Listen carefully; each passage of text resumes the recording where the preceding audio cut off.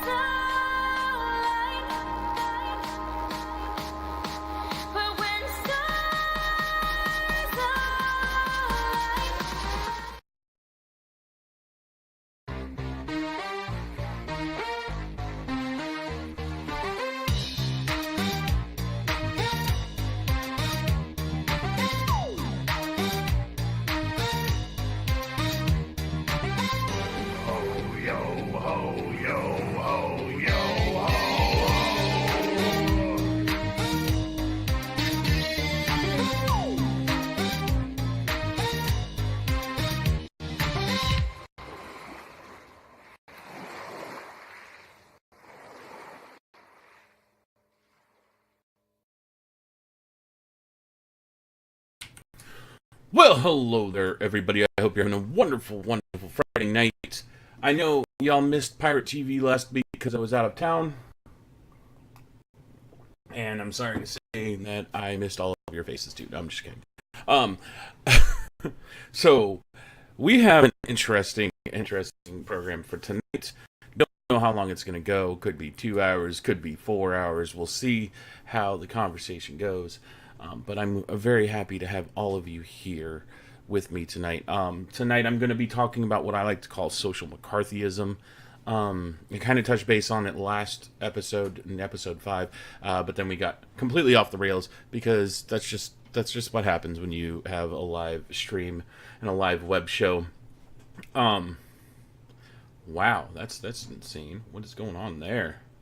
Sorry, I'm looking at my drop frames and it's like ridiculous right now. Anyways, as I was saying, so if you happen to miss the program live, I stream live every Friday night, PieRat TV, on my Mixer channel, but then I upload it onto YouTube, and eventually, hopefully in the really near future, I can extrapolate all the audio and then put it onto my podcast. And that is just, I've been lazy, been busy, family, work, so I haven't really gotten to that part of it yet. But thank you guys for hanging out every Friday night. I do want to start adding another episode of PieRat TV earlier in the week. I just with E3 happening this weekend, we're going to be doing web shows all weekend here at this website, or at mixer.com/PieRatKing, to touch base on a lot of the keynotes and the press conferences that the video game companies are doing this weekend. I'm kind of a little bit excited, but I'm not as excited as I have been in the past for that.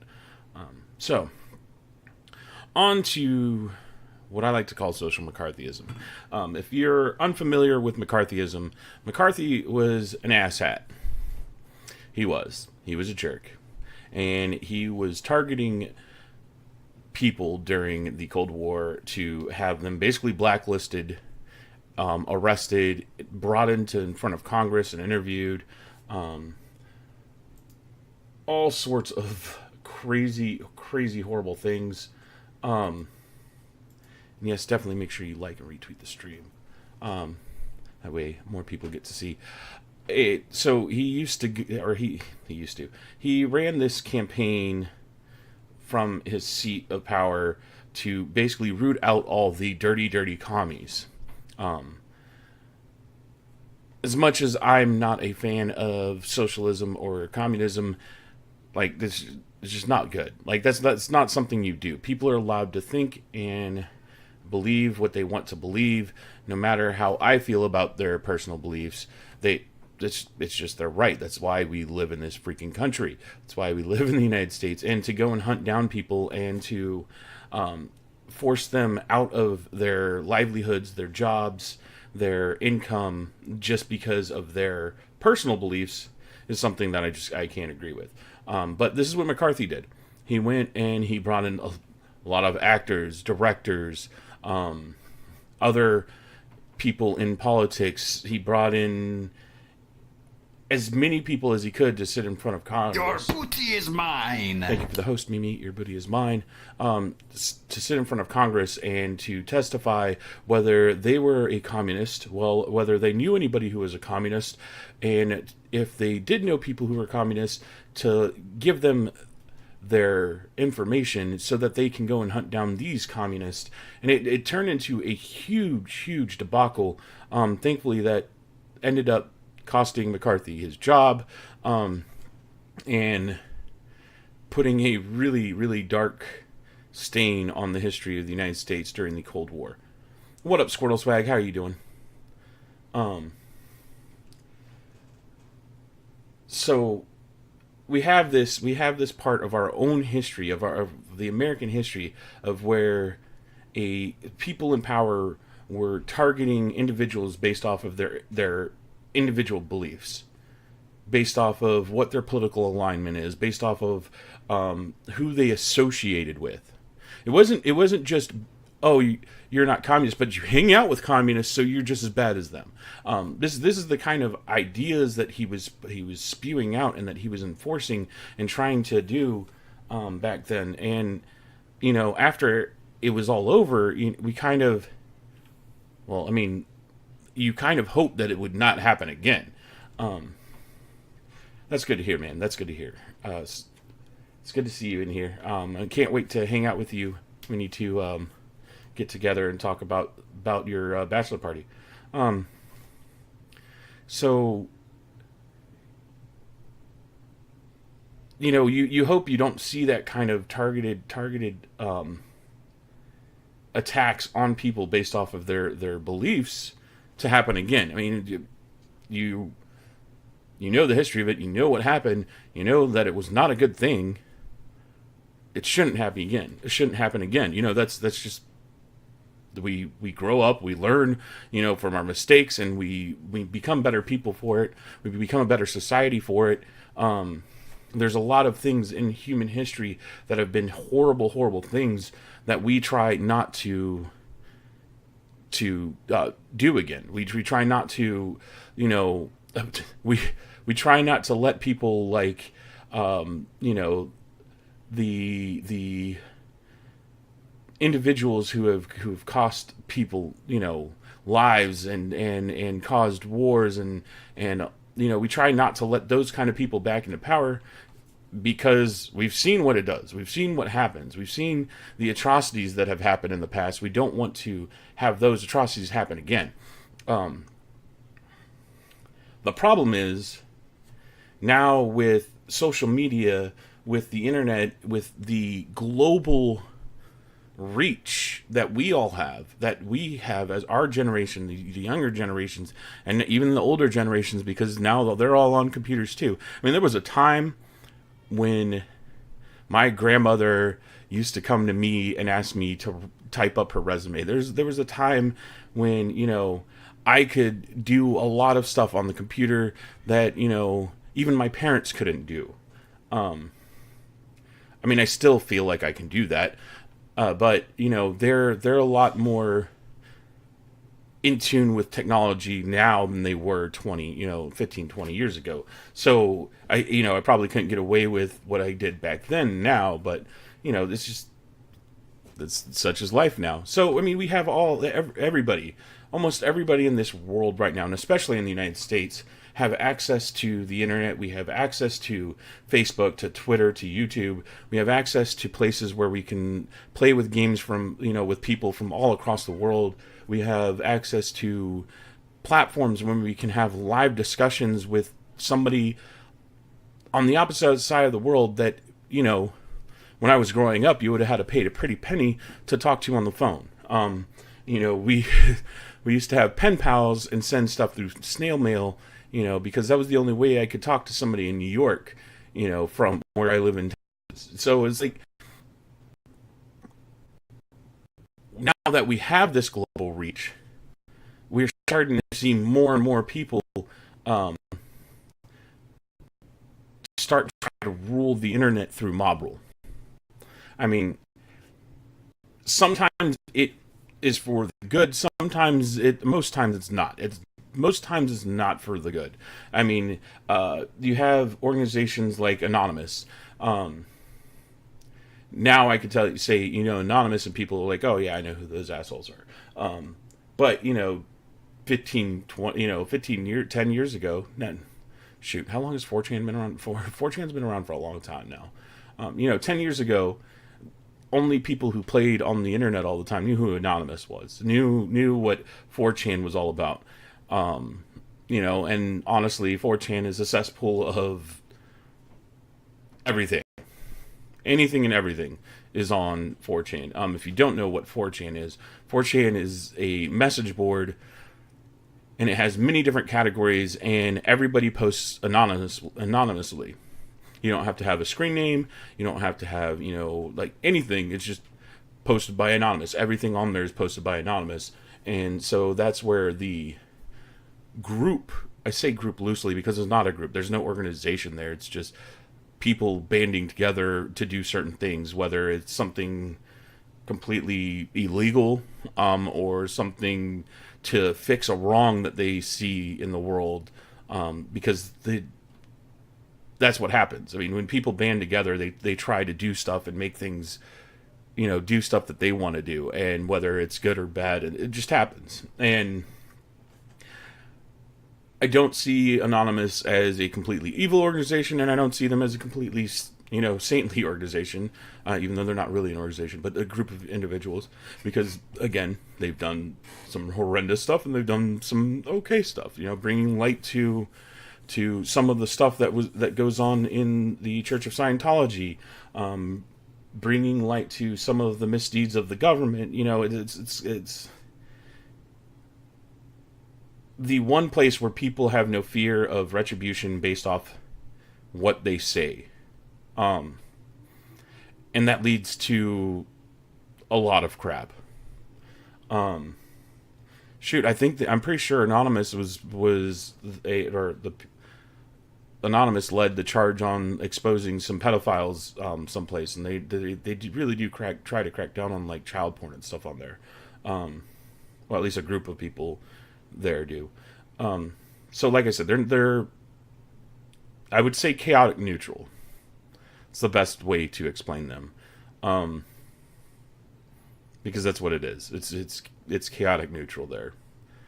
It can go one way or the other, and yeah, they have their place to do it. So I mean, like, whatever.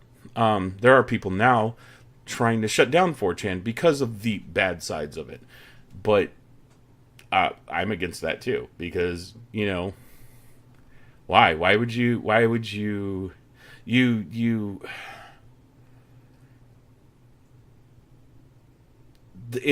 it's been, I don't know, it's been as much good as it has been bad. So I mean, I can't say one way or the other whether, I know I say it shouldn't be shut down, but that's just me, because I believe that people should be able to express their ideas no matter how stupid and how wrong they are.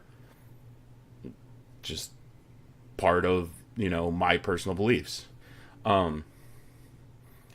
So, but what we're seeing more and more now, especially on places like Twitter, on Facebook, on YouTube, which we're going to get into a lot of YouTube stuff today. Where do I draw the line? Violence. I draw the line on violence. Trying to get people to commit violence, trying to promote violence, trying to, or showing yourself committing violence, like that kind of stuff needs to be, that's against everything I stand for. Because I am a big fan of the NAP. As I've said in the past, the non-aggression principle, where you do what you want to do, I do what I want to do, as long as I am not harming someone else, or you're not harming someone else. I don't give a crap what you're doing. I don't care who you're making love to. I don't care what you're eating. I don't care what you're putting in your body. As long as you are not harming somebody else, I don't care. Especially as long as you're not harming me. Because if you're harming me, then I definitely care. And I have the right to defend myself. So yes, Mimi, that's where I draw the line.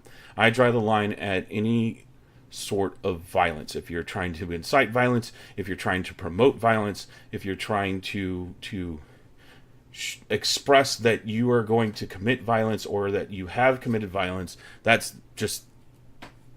not where I want. That's not something I can get behind.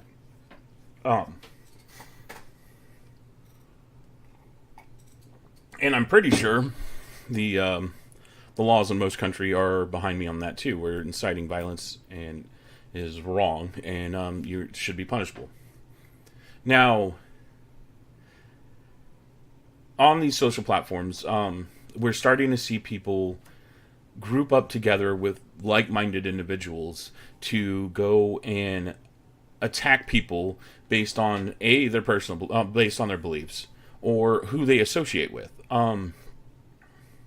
There's a lot of people that are independent journalists. They're independent people. They just, they've made name for themselves on YouTube and through podcasts and through other platforms on, either trying to express their own ideas or try to talk to people about certain ideas, whether they agree with them or not. And because this person associated with this person, who then associated with this person, who we all know is a member of a white supremacist group.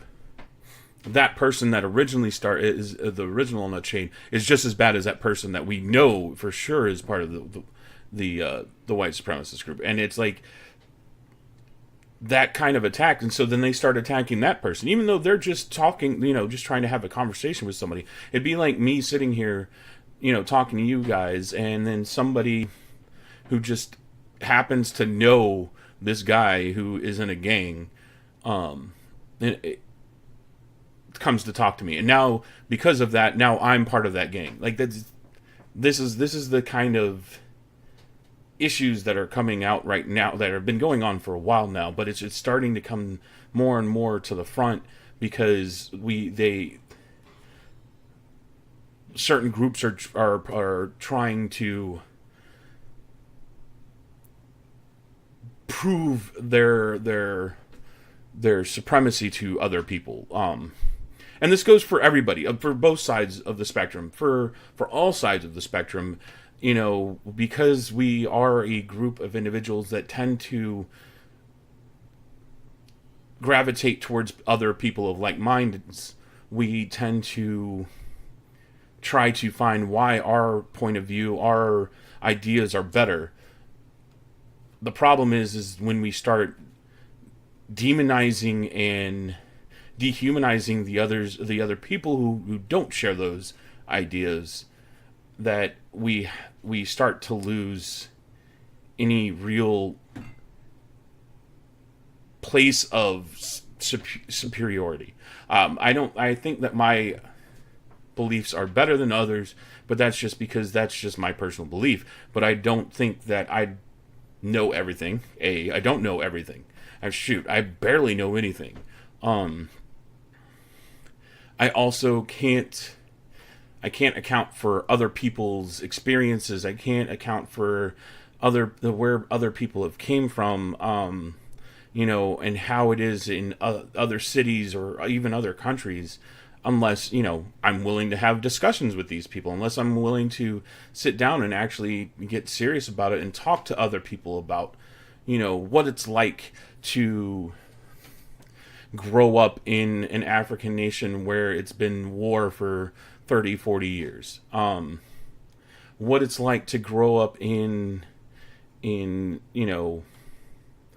Vietnam since the 70s. What it's like to, escape a country where you were being, persecuted, to come to the U.S., hiding in a container on a boat for 6 months. These are the kind of conversations I would love to have with people, because I would love to learn other people's stories. I would love to learn where everybody else comes from. That way it makes it easier for me to relate to their personal plights and their personal experiences through just being able to hear it from them. This is kind of like historians, I've talked about this before, historians really, really, really like first-hand accounts.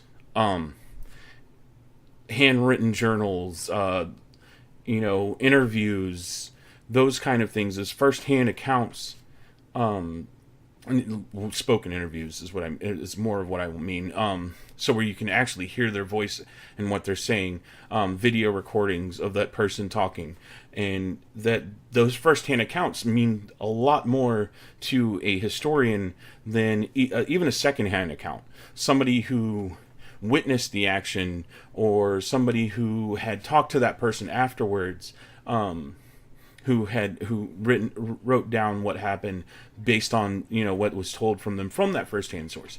And then the further down you go, the less reliable those sources become, because we put our own biases and our own inferences and opinions into things that we try to record, whether it's a paper for school, or whether it's an article for a blog post, or even this podcast.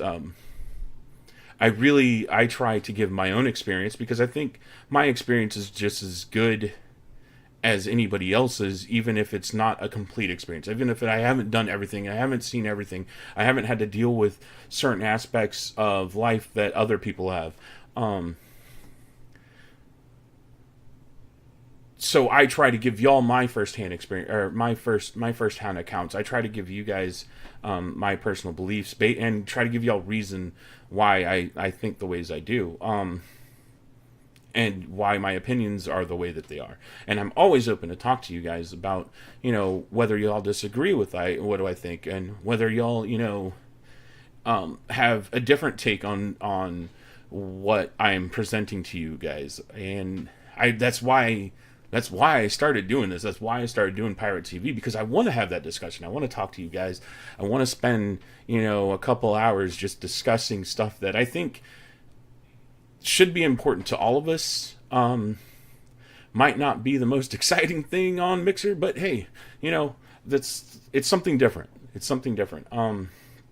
So this. I vow to suck your blood. Thank you, Mina. Thank you. How are you doing? So this social McCarthyism is starting to leak over, where people are getting groups of other individuals and attacking other people based on their personal beliefs.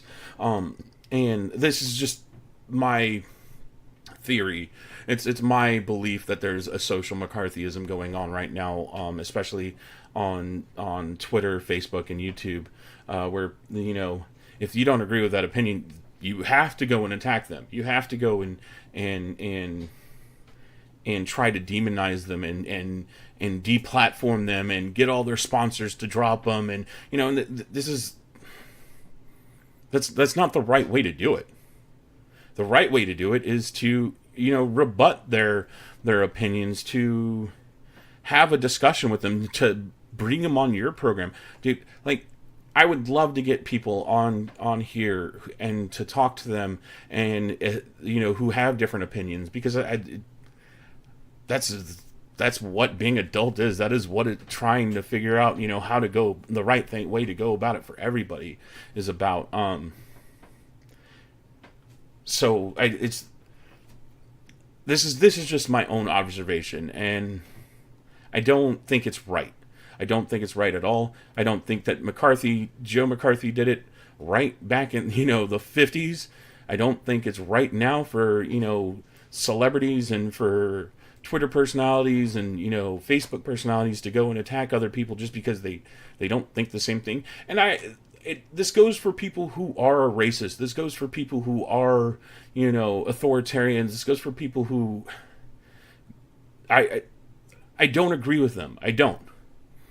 I think that being racist is hating somebody based on the way that they look is not right. That's probably the worst thing you can do, other than, murdering somebody based on their race.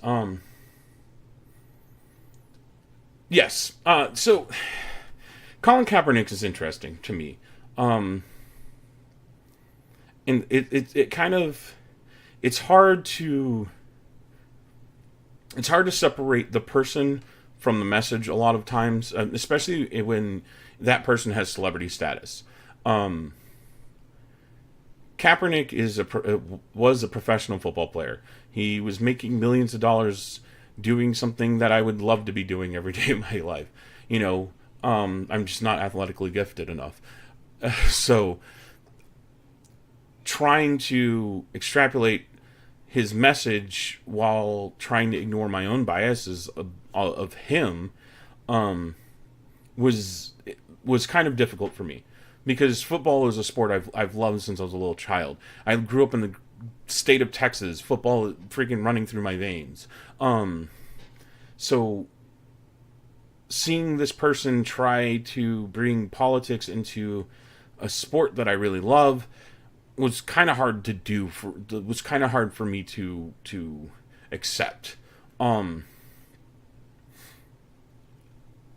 at the same time, being a veteran and being somebody who swore to defend the Constitution, and that oath never goes away.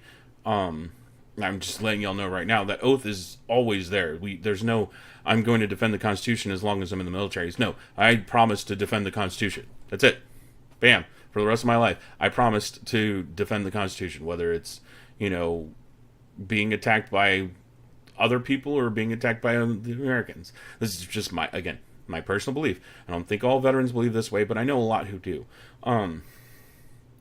So being a veteran and having a feeling of the necessity to protect the Constitution till the day I die, and seeing Kaepernick do his political protest on a football field during the national anthem didn't bother me. He has every right to do it, and that team has every right to cut him. Why? Because they are trying to protect their interests while he's trying to promote his own interests. Neither side was wrong in what they did. That's my take on it. Because there's enough people who support the business of professional sports that had an issue with it, that it made the business actually think about, okay, is this, is it worth it? Is it worth having that distraction? Is it worth the ticket sales that we might lose? So, and we'll get back into that whole stance here in a bit, because it's going to also join up with something I want to talk about in a little bit about what's going on over at YouTube right now. But I think that both sides had perfect right to do what they did. Kaepernick and the other professional football players had every right to kneel and protest for what they feel like is an injustice, even though there's enough data to bring forward to them, to dispute. I'm not saying disprove. Your booty is mine. Thank you for the host, Ducky. Your booty is mine. I don't think it would disprove their feelings, but it was enough to dispute it, to have a conversation about it. I'm nowhere close enough, big enough to have Kaepernick come onto the show and talk with him about it. And I don't have that kind of clout. But hey, if somebody wants to tell, hey, Colin Kaepernick, come talk to Pirate, no, don't. I'm just kidding. I think there's enough information to have an actual conversation about it. But I don't see anything he did as wrong. I don't have the people that went out and said, oh, he's disrespecting the flag, he's disrespecting all the veterans. No, he's not. He's doing exactly what the veterans, believe in. He's practicing his First Amendment.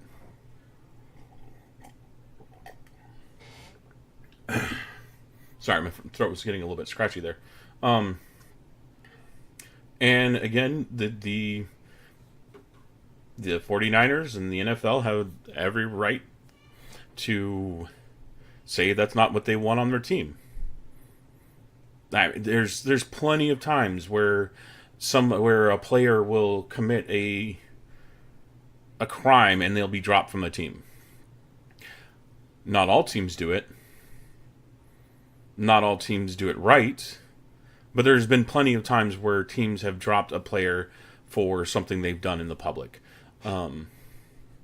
My favorite football team dropped their tight end after the draft, after he allegedly broke a window in a hotel. And some things in their contracts say, you have to act a certain way, you have to talk a certain way, you have to do so many interviews, you have to do certain things. But that's part of the contract. You should, you're going in a contract with somebody else. You need to know all the ins and outs about that contract and know that if you break that contract, they have every right to break their contract with you. That's how contracts work. Mixer has every right to cancel my partnership. They have every right to take away, any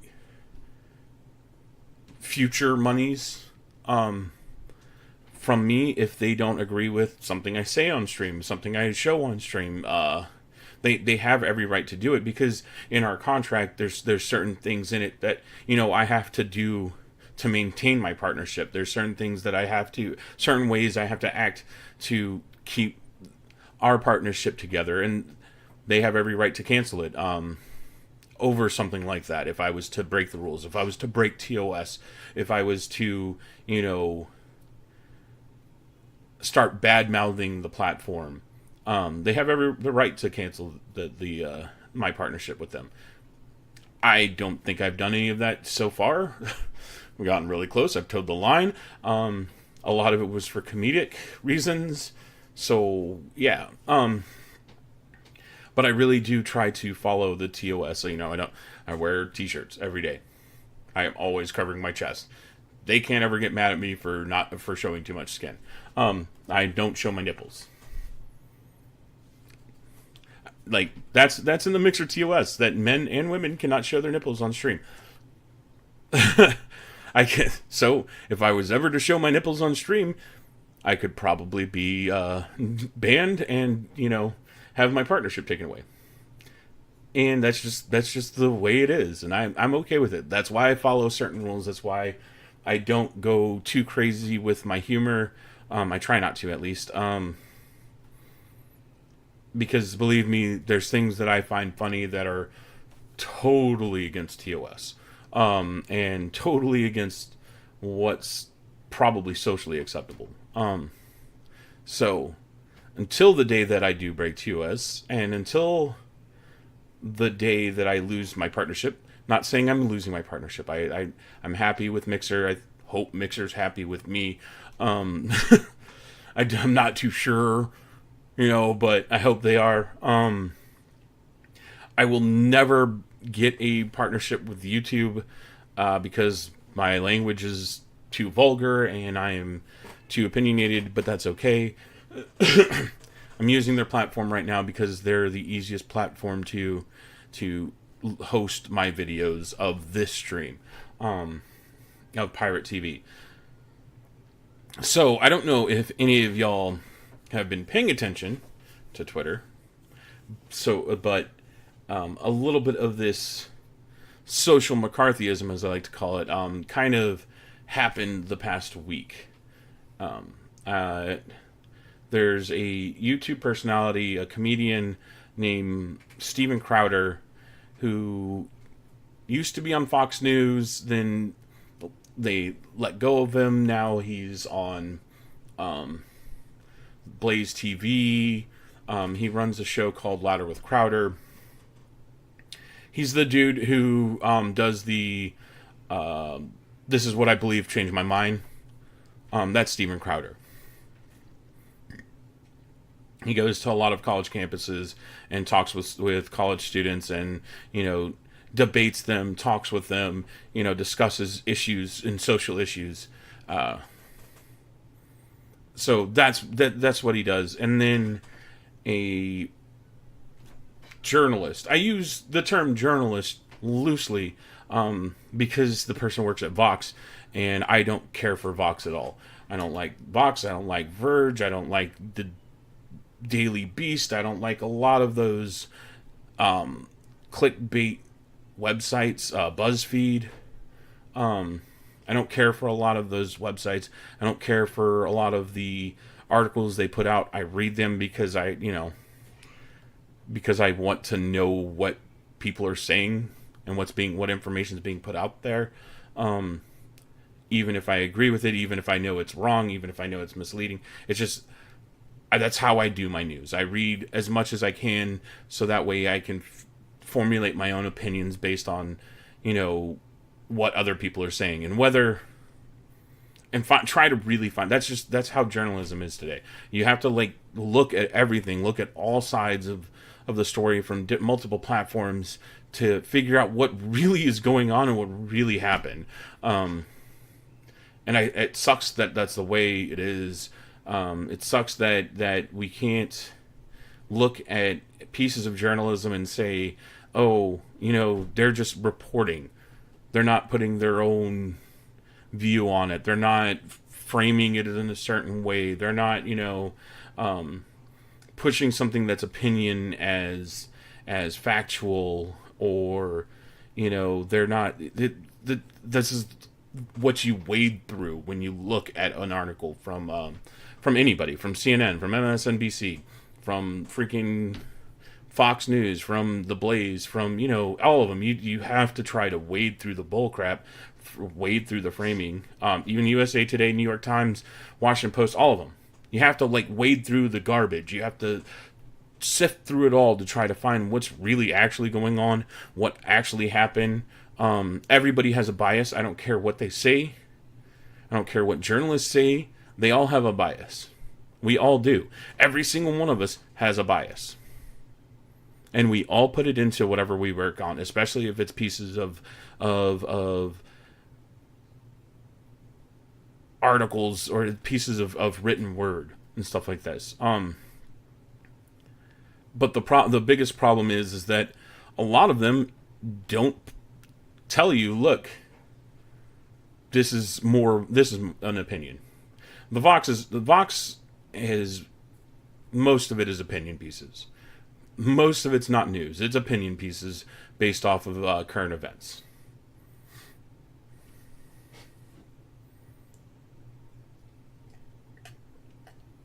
Yeah. And good editors are supposed to regulate that. They really are. The problem is that there is more money in inciting rage and clickbaity stuff than there is in actual true journalism. There's more money in it. There's more ad revenue in it. And I agree. So anyways, this journalist from Vox who does what's called the Strike Through series on YouTube, hosted by her, produced by Vox. Yeah, you can still slant it. It's just human nature to put your own bias into, especially in a written and video stuff like this. I'm will never claim that I'm not biased one way or another. I'm biased. I have a more libertarian viewpoint on what things should be done. Even Walter Cronkite was a little bit biased. He was definitely today's standard. He wasn't. By today's standard, he would be your middle of the road journalist.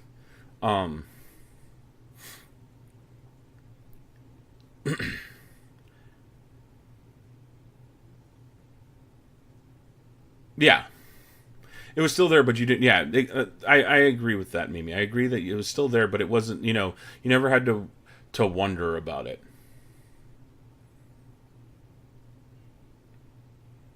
You never knew what. I mean, because that's what a good reporter is supposed to do, though. They're supposed to more push a story and give you the facts behind the story than they are supposed to, tell you what to think. And that's what a lot of the current journalism, Moosey, how are you doing? That's what a lot of current journalism is. Here, I'm going to bring up, let's see.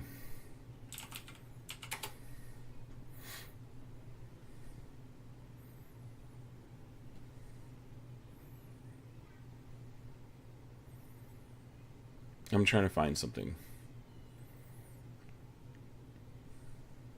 I'm trying to find something that I don't want to get into a discussion about, but also try to show what I mean.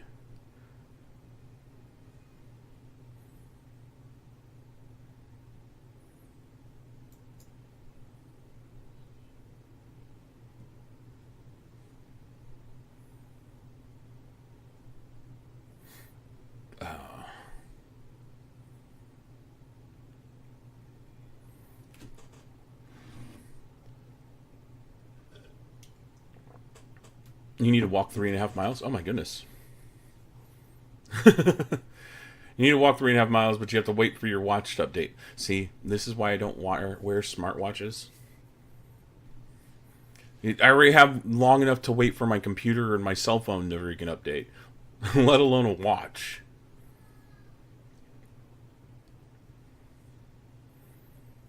I can't find anything on Vox right now that I don't want. Like, I don't want to talk about certain things right now because it'll just derail the rest of our conversation. But anyways, so that's just how these websites work. That's how these news organizations work now. That's easier to get clickbait titles. It's easier to do 105. Yeah, damn, dude, that's hot. It's easier to do that, to get the hits and to get the views and to get that ad revenue than it is to actually do legit journalism nowadays. I've watched a lot of Carlos Mansa's videos. I've watched a lot of them. They drive me insane because there's a lot of misinformation in there and a lot of political spin in there that is just wrong. And this is more of just somebody who I go back, and I'll look into certain things that they talk about. I'm like, I don't know how true that is. Let me go check it out, and I'll go and do research because they don't list their sources ever. And I probably should be listing more and more sources. And I'll probably create a Discord channel for that so I can show y'all where I'm getting all my information from. So Carlos Mansa has been he's a creator who works for Vox, who makes videos for Vox. And if y'all don't know, Vox is owned by NBC and Universal. So like they're a subsidiary of a larger corporation. They are super left. They're very social justice centered organization. Steven Crowder is very conservative. He's a very conservative individual. A lot of his ideals are very conservative. I don't find him to be the best source of information, but like I said, I watch all the Vox videos. I have to give him the same kind of due diligence I do for Vox, just to see what everybody's saying about everything. I don't hate Steven Crowder. I think some of the things that he says on his show and the way he goes about things are, they're a little bit edgy. He definitely pushes the boundaries of trying to get away with certain things. But I think he has every right to. Yeah, Louder with Crowder is a comedic thing. It is, and it's meant to be. I will say he's really good about sourcing. He's really good about posting where he gets his information from. Which I can't say the same for Vox. Just so you can go and check up on where he's getting his information from. And that's one thing I do applaud him for. But again, a lot of his comedy, I'm just like, it's lowbrow, it's low hanging fruit, it's the stuff I wouldn't say, but like some of the jokes I make are really low hanging fruit. I think some of his stuff is funny. A lot of it, I'm just like, okay, this joke is getting really old. Because there'll be times where he reuses jokes and stuff like that. Anyway, so Crowder goes and he reviews the Vox videos done by Carlos Manza, called, what is it called? Strike Through. That's what it's called. He goes and he does this almost every other week, because that's whenever Strike Through puts out a video, is like every 2 weeks. So he'll go back and he'll rebut their video, and it's typical YouTube stuff. Like, people do this all the time on YouTube. They'll bring up a video and they'll go and they'll try to analyze it, or they'll try to disprove it or debunk it, or just discuss like what they feel is wrong with it. That's the basis of YouTube outside of cat videos. So this is what he does. He'll go and he'll watch, videos online. He'll watch Netflix movies. He'll watch, the Strike Through series, but he makes fun of the person presenting the information on all of them, whatever it is, whether it's the Young Turks, who I also watch, and I don't like. There's a lot of things about the Young Turks I cannot stand. He'll watch a Young Turks video and he'll talk about like what they get wrong. Like that is just the basis of YouTube. Like, that's what a lot of YouTubers have. Oh, Mimi. They're a piece of work over there at the Young Turks. They're definitely a piece of work. So this is just what YouTube is. This is, the YouTubers will go and look at other YouTubers stuff and they'll talk about it. They'll be like, oh, this is what I think he's wrong. Crowder does it. He'll make fun of the people that are presenting the video, who are in the video. He'll poke fun at them.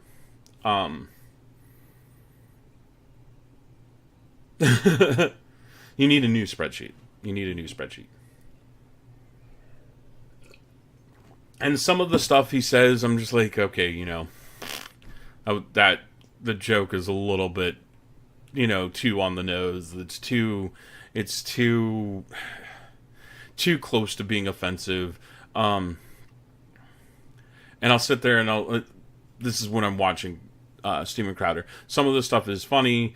Some of the sketch stuff, I'm like, oh my god, I can't believe y'all spent so much time and effort and money on some of these videos. But there's I don't see any like true hate, except for when it comes to Cenk from the Young Turks, because I think Steven Crowder just really hates that guy. But I think a lot of people really hate that guy. But I think Cenk has a very similar personality to Crowder. So, I mean, there's that. I know I'm getting really deep into the whole what's going on YouTube, and I'm not sure how much all of you people spend on YouTube. I spend a lot of time on YouTube. Thumper, please. But like I said, I'll watch Steven Crowder. I like to go and fact check him. I like to look at his where he gets his information from and the sources he uses from, and stuff like that, just because it's available and because he makes it available. I did the same thing with Adam Ruins Everything, on what channel is that?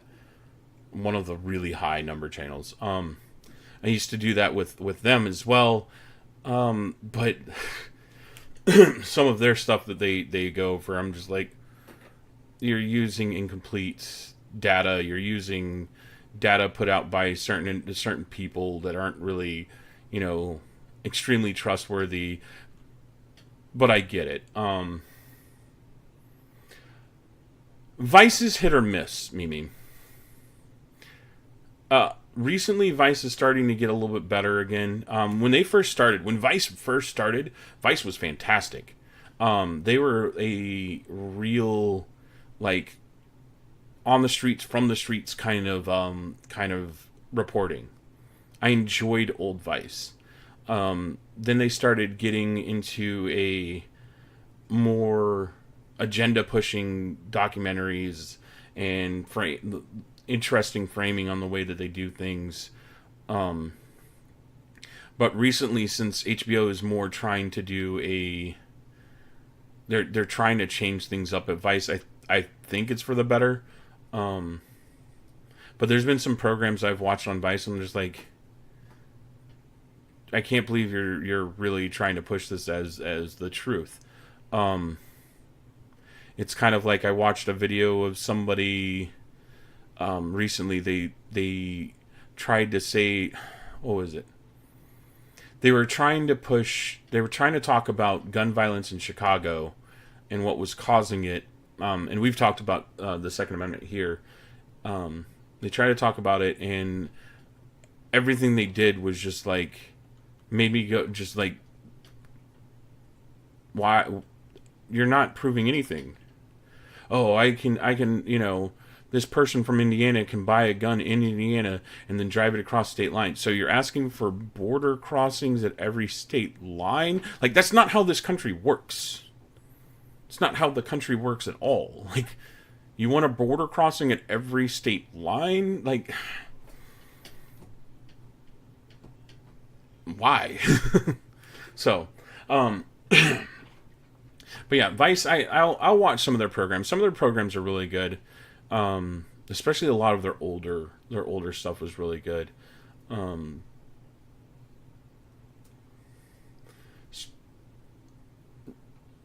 Strongest gun control laws in America run by Democrats for decades. Biggest gun violence problem in America. I mean, that's what a lot of, that's what a lot of the people that are for the Second Amendment say, or have been saying for years. Thumper.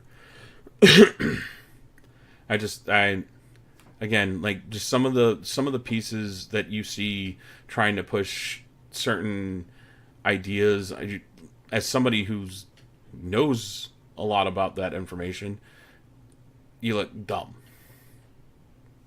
You just do. And it's okay that you look dumb. I'm okay to say that you do look dumb when you talk about stuff that I actually firsthand know a lot more about, because obviously you know nothing. Like this.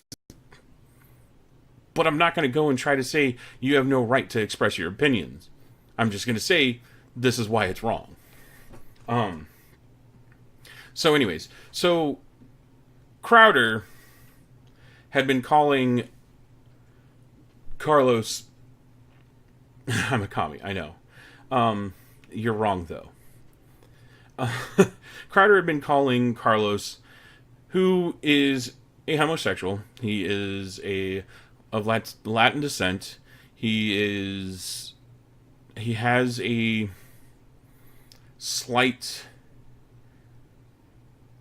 lispiness to him. Yeah, McCarthyism, exactly. He had been calling him and this is his words, the lispy queer Mexican. Like, that's what he was calling him when he'd talk about him. Oh, and he would poke fun at him. Mind you,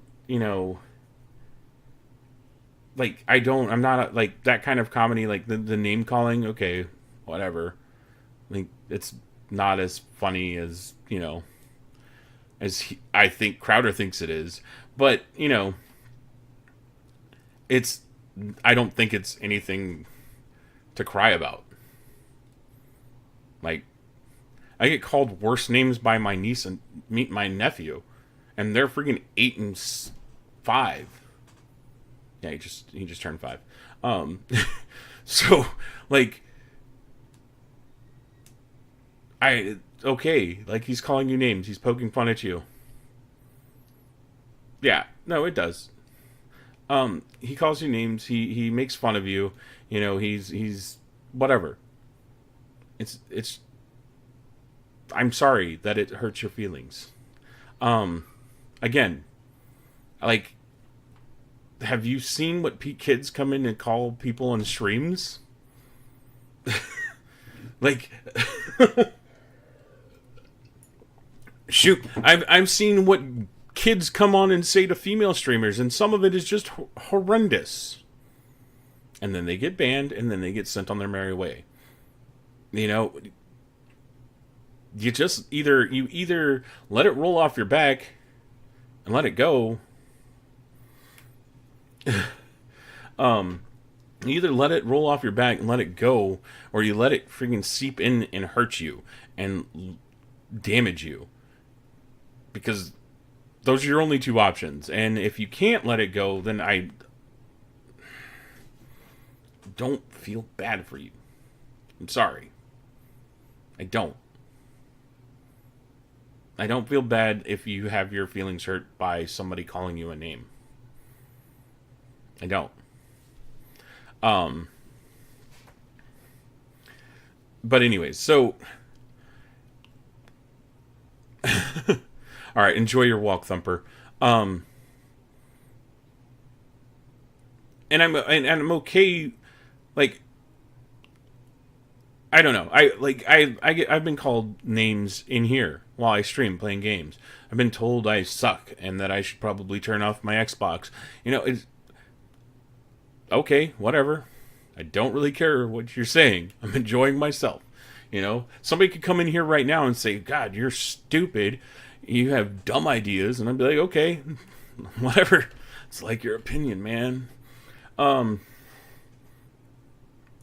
It just, I don't know. I don't get, like, it would be different. To me, it would be different if Crowder was saying, oh, we need to go and, you know, beat him up because he's gay. We need to go and, you know, tear down his house because he's gay, because he's Hispanic, because he's got a lisp. You know, it'd be different like that than just name calling. Like, it's just not how, like, I don't know. Again, it might just be me. It might just be because I have thicker skin, because I've been made fun of since I was a little kid, because I've been fat since I was, you know, in high school. Like, maybe I've just dealt with it more and just don't care. Maybe it's cynicism. Or maybe I just realize what it is. It's just somebody trying to be mean, or somebody trying to poke fun. Like, whatever. It doesn't really affect me. The only time I've ever had words make me cry are when my ex-wife told me she was leaving me, and when I don't know when else. I can't think of anything else. They're just words, man. They're just words. And and you can say, hey, it's not nice of him to say it, but whatever, he's gonna say it anyways. The man hasn't made. I mean, have you seen these guns? Have you seen these guns? And I'm deplatformed. I'll see you guys later. No.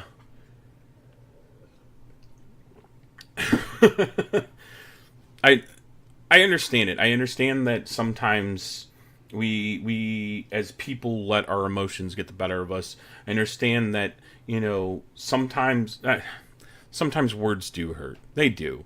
But you have to realize it's just words, and he's not calling, you know, the person's not calling to, you know, have you murdered because of the way you look. The person's not calling for you to be arrested and tortured because the way you look, or who you have sex with, or, you know, what kinks you're in. Yeah, you have your part. This is something I say to my nieces all the time. And I used to say it to my little brother all the time. My little brother, who is 17 years younger than me. Shit, hold on. No, he's 18 years. No, he's 18 years younger than me. I used to poke fun at him all the time. Whatever, yeah.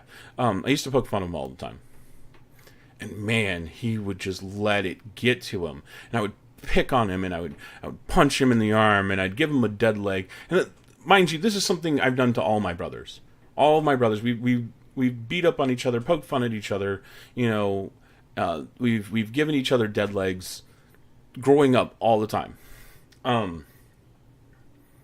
It's one of our ways of basically, it's weird to say it, but it's one of our ways to say, yeah, dead legs. It's where you hit the nerve in the upper thigh on the side, Mimi. So if you hit it hard enough, it causes a lot of pain and momentary paralysis in the rest of the leg.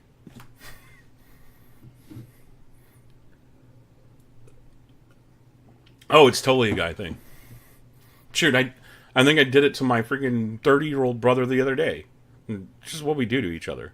But anyways, and I told him one day, I sat him down. I was like, you know why I was like, you want to know why I give you such a hard time?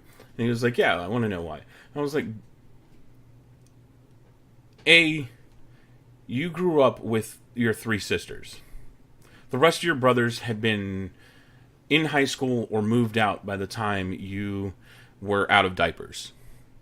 So you didn't have those brothers to pick on you and to call you names and tell you that they hate you and they don't like the way you look, and he didn't grow up with that. The sisters all did it with each other, but he was the baby. He is the baby, and he's treated differently because he's the baby. And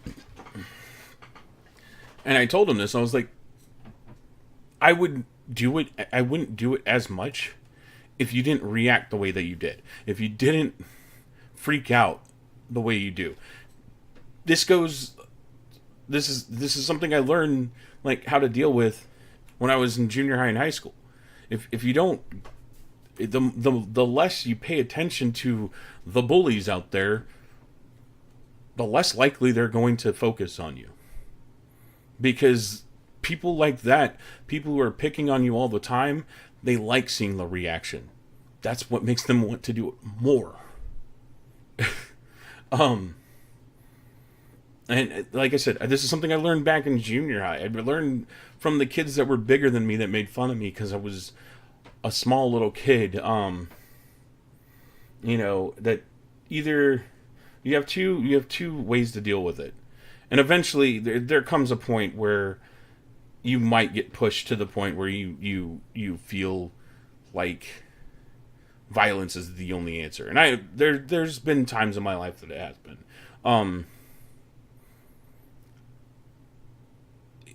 But you have to step away from it. And it took me growing up to realize this. Because I was 4'11" in high school. My freshman year of high school. I was 4'11". I was short. I was small. I was probably one of the smallest kids in the entire school. I was picked on a lot because of my size. Because I wasn't on the football team. Yeah, my freshman year of high school. I mean, I'm 6 foot now, so that doesn't say anything. But and it got to the point where I was tired of getting picked on every day by this one kid. Man, there was this one kid, he used to pick on me every day. And then, one day I just had enough of it, went over and just knocked him straight out of his chair. Again, I'm not advocating violence, because that's just not a good idea. But at the time, that was the only way I felt like I could react. I will say, though, after that time, I never got picked on again, as much. So, again, not advocating violence. That's just, the more you react to it, the more fun those people are going to get out of it. I have a hard time picking on people that are my friends. I was having this discussion with Waddlebeard and Axe the other day that and Toad. I have a hard time because I tend to be really, really mean, and I'm not sure how people will take it. The people I do really pick on a lot, I know they can take it. I know they can handle it. I know it's not going to make them cry, and then I feel bad about it later. I came up with my brother's nickname, the Jolly Green Giant, because he was 6'5" his junior year of high school, and it kind of stuck, and everybody calls him that. So, I don't know. I still make fun of how tall he is, and the fact that he can't fight. But that's beside the point. So, anyways, back to this whole thing. Well,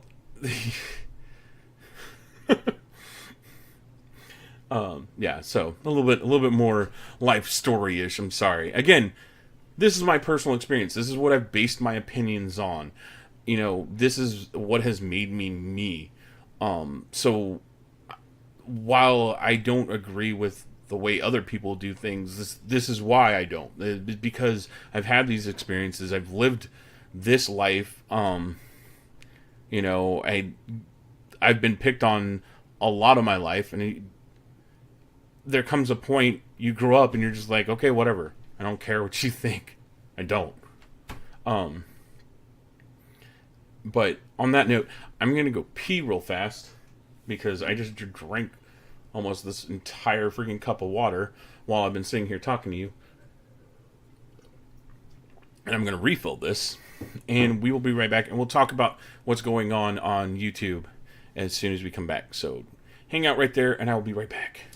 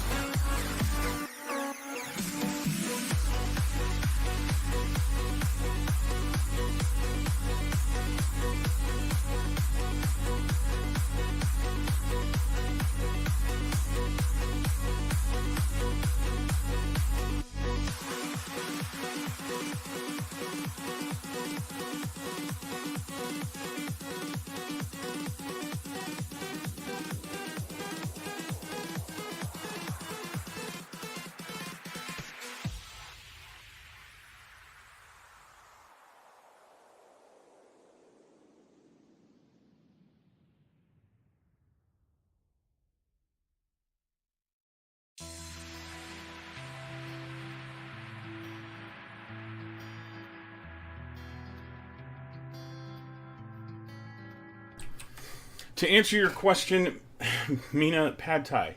Always pad thai. Anyways, thanks for hanging out, guys. Sorry, I had to give a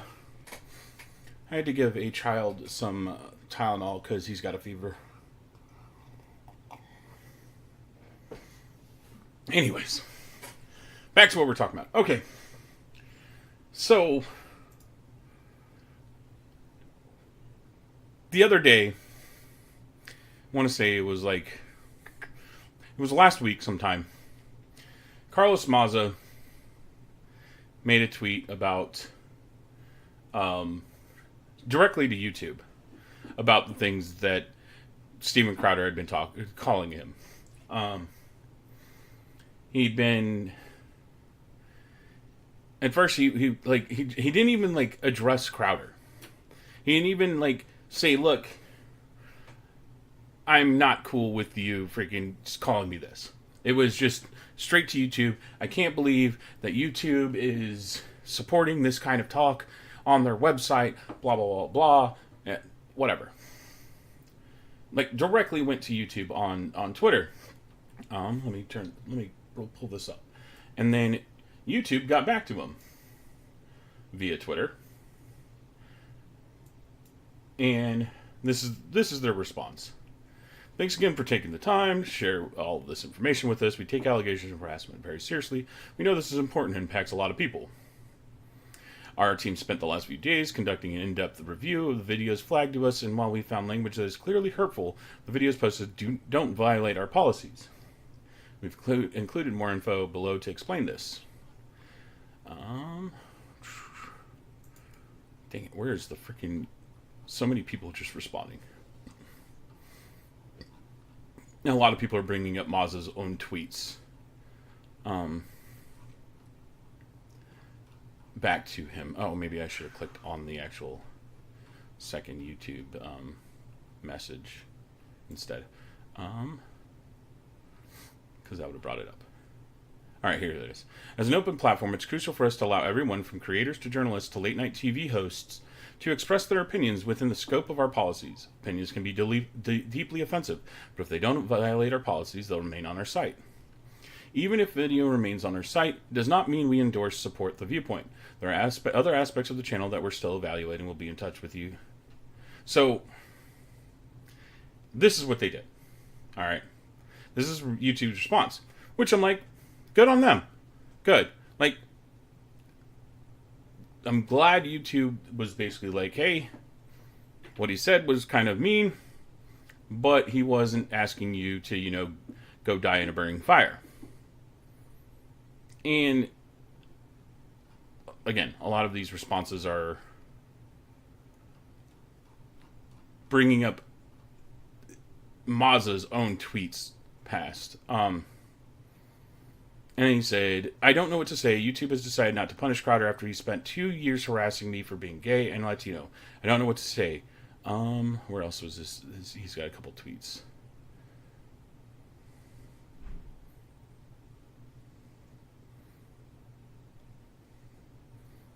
Let me see.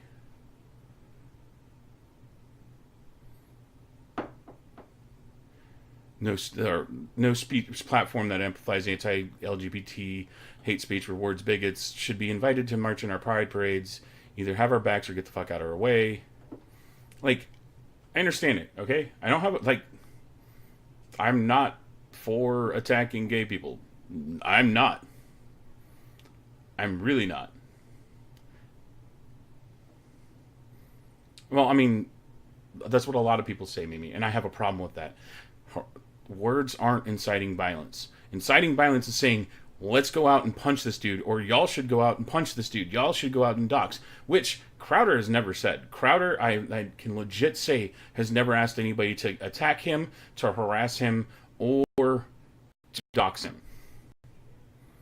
And I'm completely against doxing. I'm completely against harassing people. I'm completely against attacking people. Me personally. Apparently people were sending fake nudes to his bosses. But this is his, these are his responses to people. People on the other side, okay, Daily Wire, Breitbart, Federalist, the Daily Caller, the Blaze, are asking for his response, just inquiring. They'll probably frame it in a certain way because that's just what news organizations do now. They frame it in a way to make people look bad, and it's completely within his right to say no. I don't want to give you a response. I don't want to tell you, how I feel about this stuff. I don't want to talk to you. He's completely within his rights to do that. But, he just goes straight up and blocks them. I don't block people. I'm just letting you know. I'd block somebody if they were threatening violence on me. But other than that, that's different, though. Oh,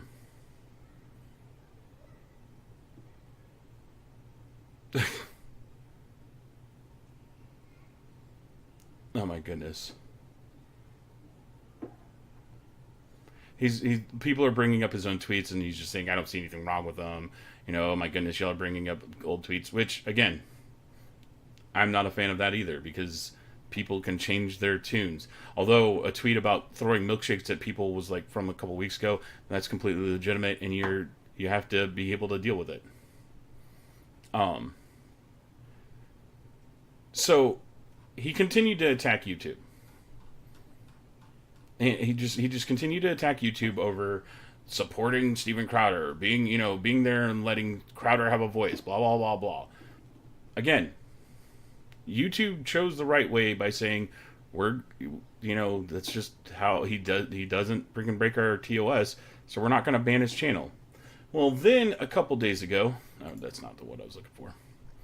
Then a couple days ago, YouTube changed their policies, and they started banning a lot of channels, like history channels, because they talked about Nazi history. History channels, not neo-Nazi channels. I'm sure those people got their stuff deleted too, but history channels, because they use an algorithm.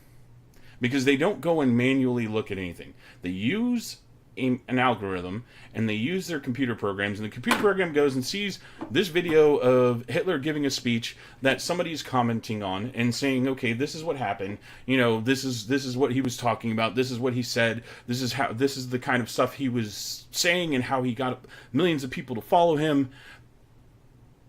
History videos. People commenting on history, teaching history. It got so, here we go. Mr. Allsup History. This individual has a YouTube channel that is used for educational purposes, to show history videos for people to use in their classrooms. That's what his YouTube channel is for. That's what it's always been for. It legitimately got suspended and banned because of YouTube's algorithm. Now, it's since been reinstated after this gentleman went back and was like, look, there was no reason for you to unban, to ban me. I don't understand why I was banned, because all I do is history videos. So many people are asking, this is the band channel.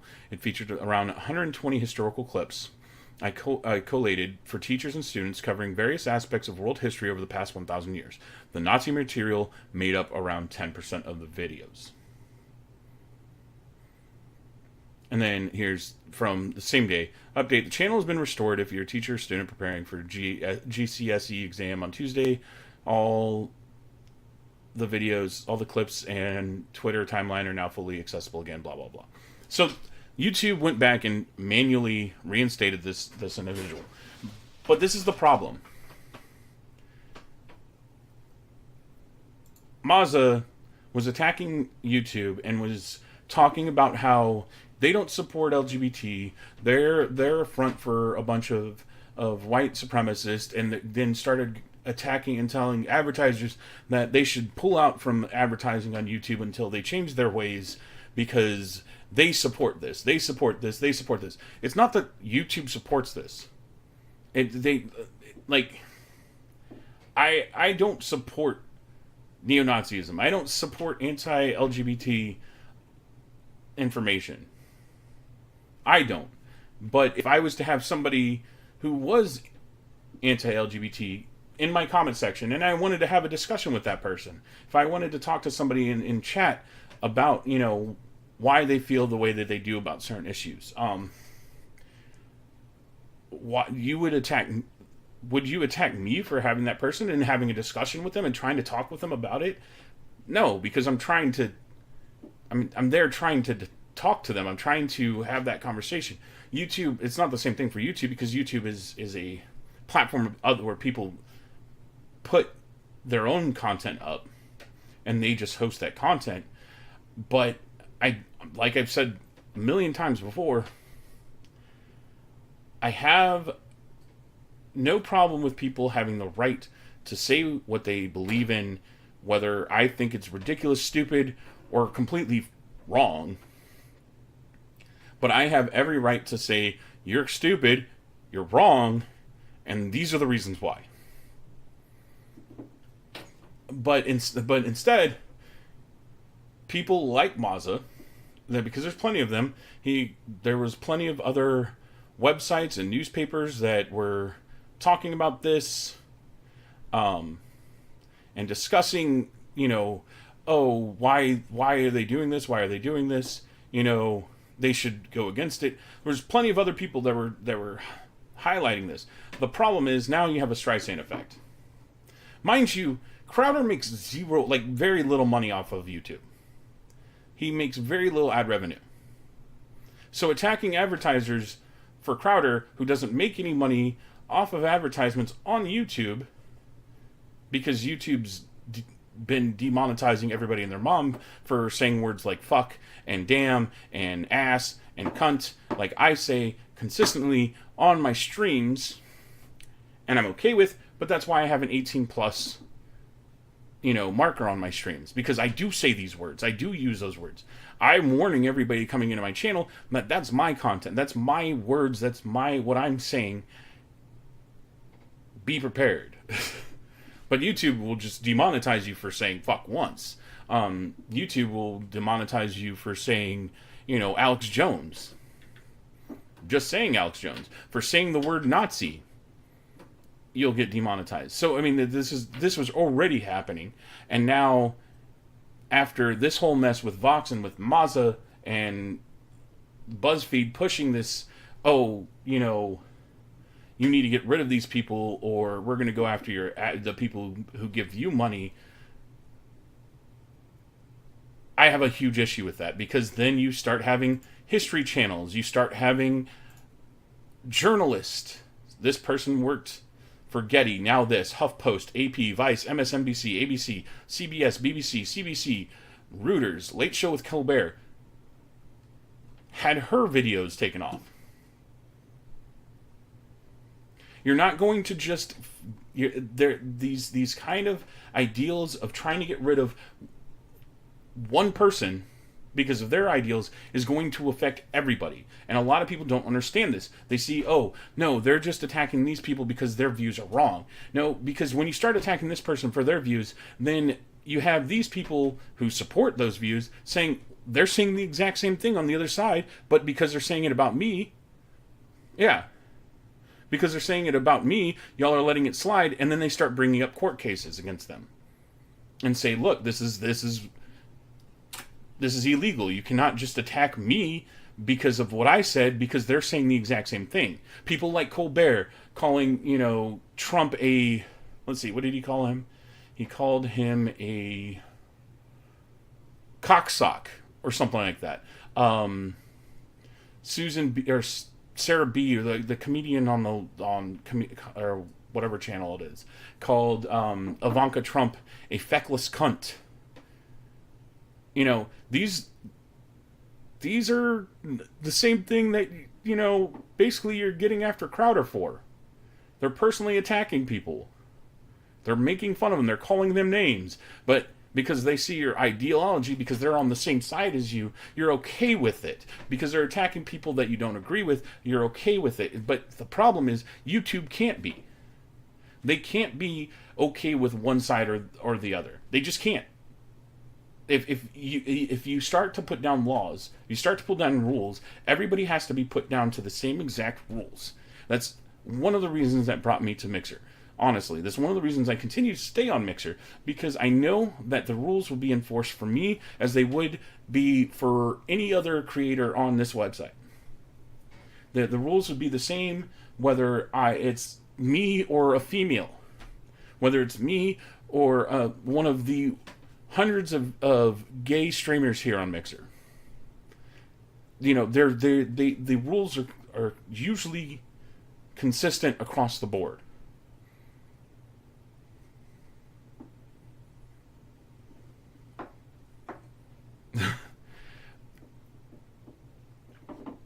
Well, yeah. I mean, Mimi, that poem, that Holocaust poem, has been used by everybody. It's used a lot, but it's the reason why it's used a lot is because it's completely true. First, they come for somebody who I don't care about. Then they come for somebody else that I don't care about, and then they come for somebody else. Nah, I don't really care about them. Then they came for me, and then it was a problem. The problem is we can't wait for that. We can't wait for that. I would defend Mazza to say whatever he wants to say, no matter what. I don't care. I don't like him. I don't care for his content. I think a lot of it is misinformation. I think a lot of it is propaganda bullshit that they spew. But I'm okay with them saying it. It's well within their right. I don't agree with the way that Crowder handles certain things. I agree with some of his ideas. I agree with some of the things that he does say, but I don't agree with the way he basically called Mazza, a lesbian queer all the time. I don't agree with that. That's just not my style of humor. That's not appropriate to me. It isn't. I would never call one of my friends that. I take that back. I would call one of my friends certain things, if I've said things to some of my gay friends that would not be TOS appropriate for here, but it was because I was friends with them and I was teasing them. Yeah, it definitely depends on the friend, Mimi. There's some friends that I don't even talk about it with. But there's a personal relationship like that. I'm not going to go and personally attack somebody based on what they look like, what they do, who they have sex with. That's me. I'm not going to personally do it. But Crowder has every right to do it. I hate to say it. As long as he is not telling people to go and dox them, as long as he's not telling them to go and burn their house down, as long as he's not telling them all to go and,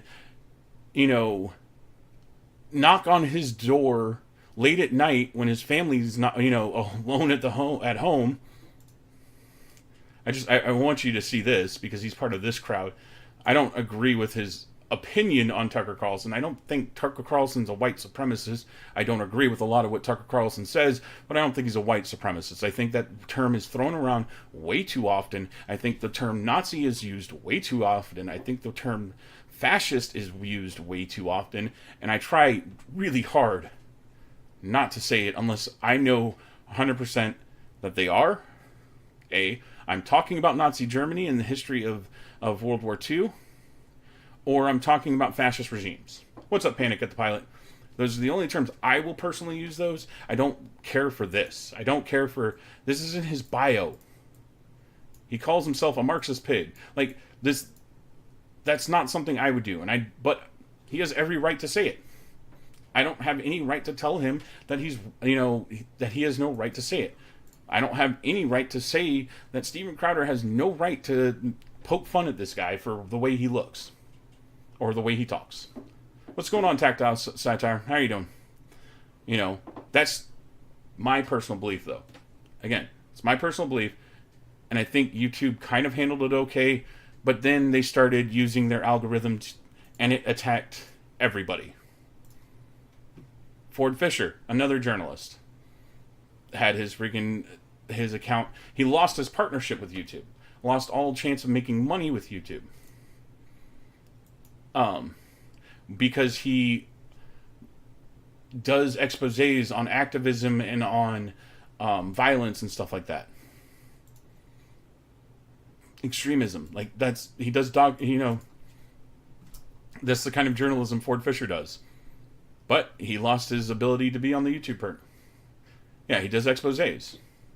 Again, I never watched any Ford Fisher stuff. I just, because I follow certain people, I saw this and I was like, oh, that's interesting, because I know who he is. I don't watch his stuff. And I know that there's a lot of other journalists that really like this guy. And in fact, Carlos Mazo freaking brought him up and said, oh, YouTube, you went at it the wrong way. No, this is the only way YouTube can go about it. That's actually pretty interesting, Panic.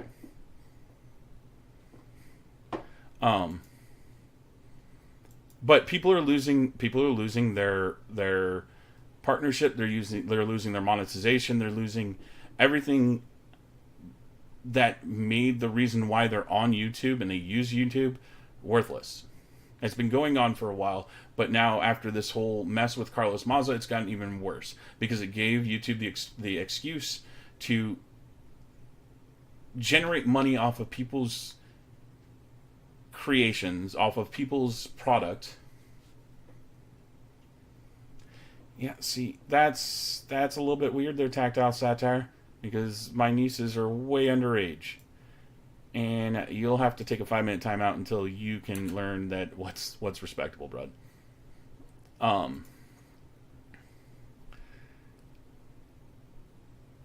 But it's the only way I think YouTube had. I think they wanted to find a reason. This is just my own personal opinion. I think YouTube wanted to find a reason to make more money for free, if you understand what I mean. And this gave them every opportunity to. I mean, of course they do. Of course they want to make more money. I don't think there's anything wrong with that. I think that's completely within their right.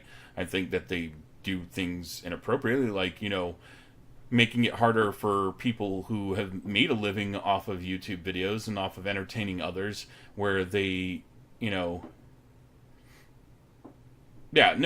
go about it the wrong way. They really do.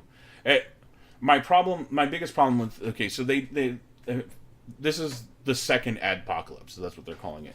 The first one was when a lot of advertisers decided that they were going to start pulling out of YouTube because their advertisements were being shown on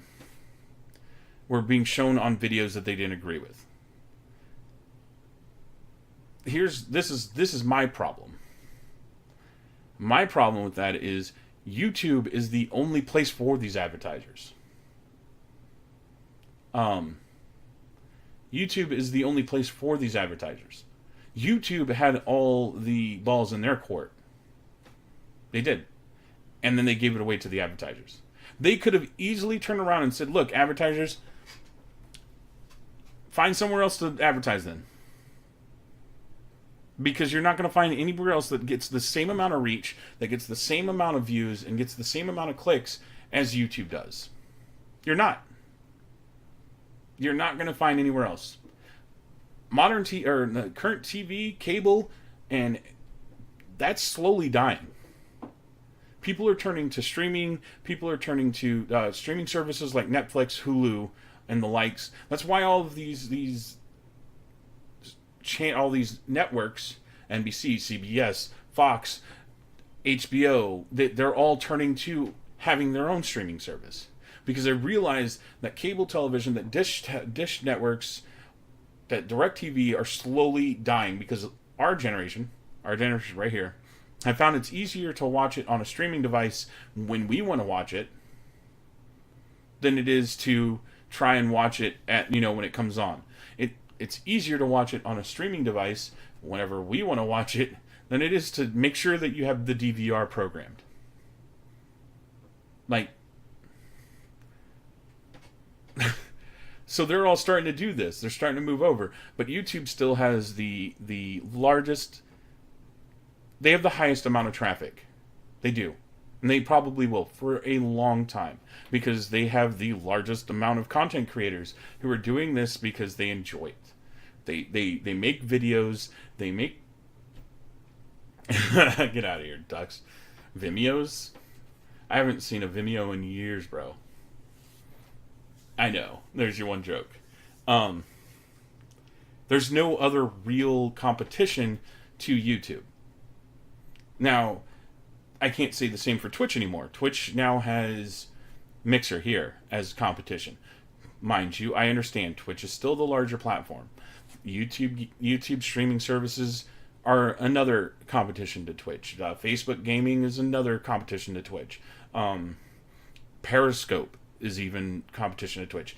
But there's, Twitch is still the big dogs. We'll see how long they stay the number one big dogs. Could be years, could be, a decade. Could be, 2 years. Could be 1 year. We don't know. Like, it's probably going to stay as the big dog for a while. But there's no real competition to YouTube. There's no other video hosting service out there.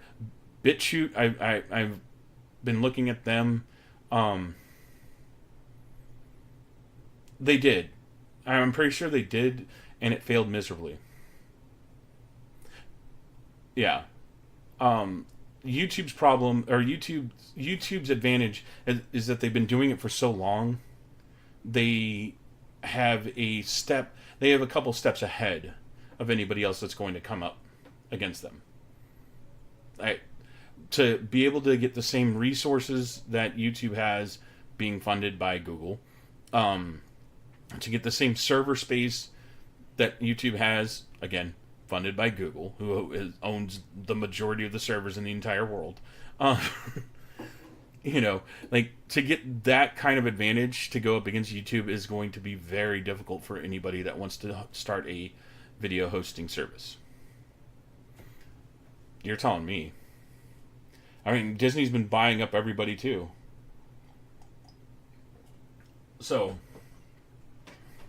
what's been going on now is that everybody is either getting banned off of YouTube, everybody's getting their channels pulled down, everybody's getting their monetization taken away, they're seeing their partnership program with YouTube going away because they don't fall in line with what the advertisers want.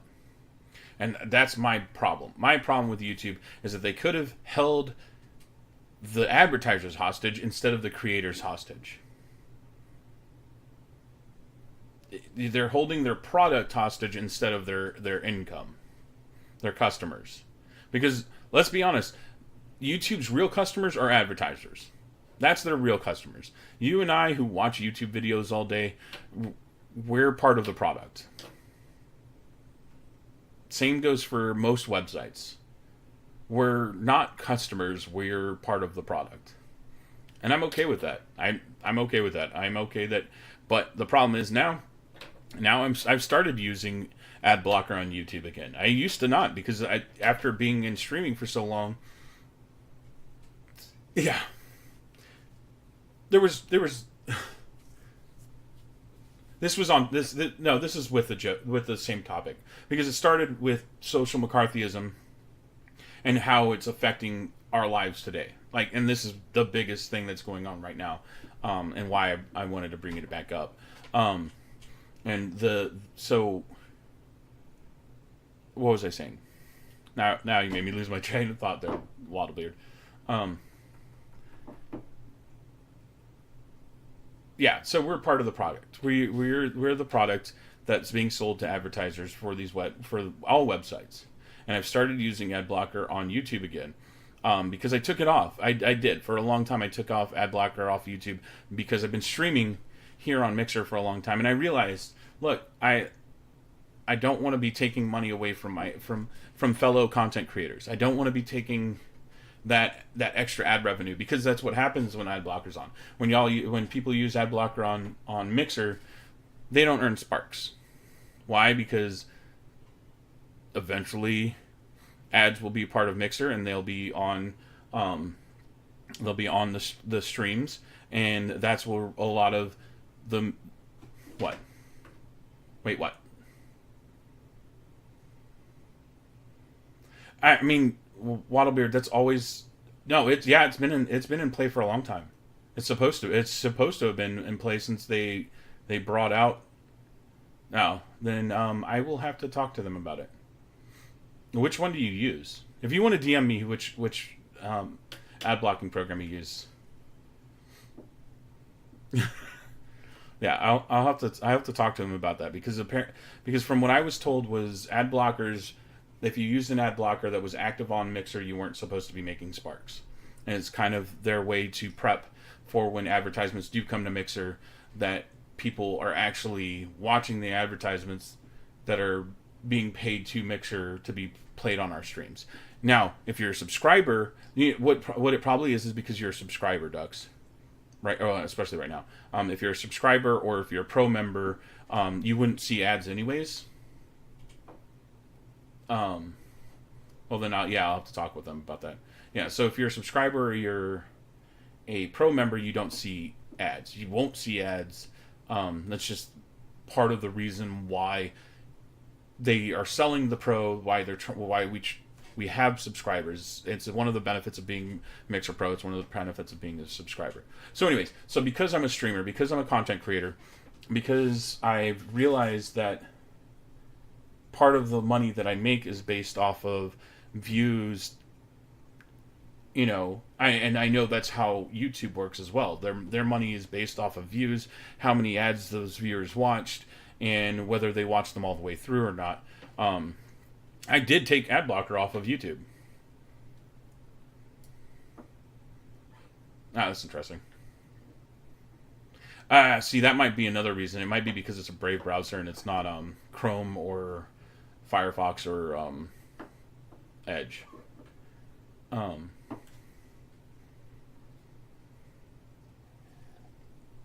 So because I'm a content creator and I want to support other content creators that I watch, I took off ad blocker. I try to watch as many ads as I can. Can't say I watch them all because some of them are so dumb. Some of the ads that YouTube has on there, I'm just like, this does not pertain to me at all. Yeah, no, it's fine. And it irritates me. It does. Sorry. Glenn Greenwald's another journalist. Your booty is mine. Thank you for the host there, Andy Uno. Your booty is mine. I started using ad blocker again because now the only people that are getting paid by YouTube are companies like NBC, Disney, Comedy Central. Oh, well, ABC and Disney are the same company, so I can't say them. Fox, it's music labels. Those are the only people making money right now on YouTube through ads that are shown on every video ever.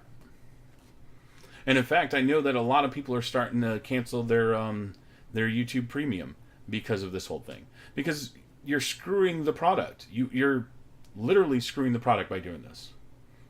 You're bending over towards the advertisers over the actual people that are producing stuff for you.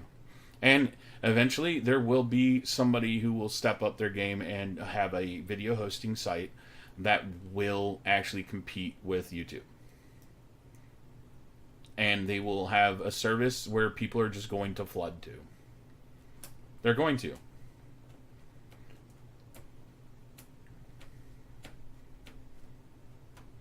And I think that's part of the issue is that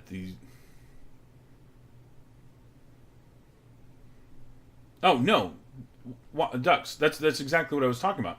Crowder makes no money off of YouTube. He makes no money off of the ad revenue from YouTube. He makes all of his money through Mug Club and merchandise.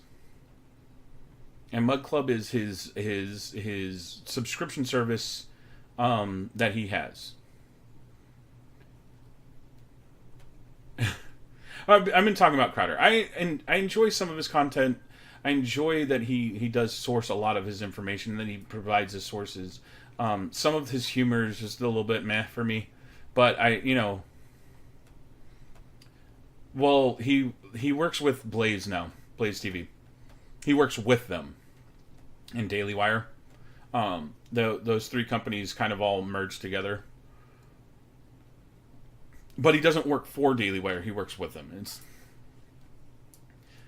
It's interesting. Their little conglomerate over there is really interesting. Because, again, I'll watch Ben Shapiro. I'll watch freaking Young Turks. I'll watch everybody. I try to get as much information. I watch Tim Pool, which a lot of people hate Tim Pool. I watch David Rubin. I watch Joe Rogan. I watch all these people. I really try to watch as many different people as I can because I want to see what everybody's saying. I haven't in a while, Andy, but he's also he's no longer on any platform anymore. And I refuse to go over to Alex Jones's website. So if you know somebody on Alex Jones's website, InfoWars, I don't go over there. I just don't. That dude's a loon. But again, I'm pretty sure Alex Jones wouldn't freaking come and try to deplatform me because I called him a loon.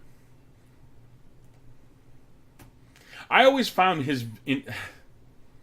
I mean, yeah, of course. Oh, no, I used to watch Milo. I used to watch Milo a lot.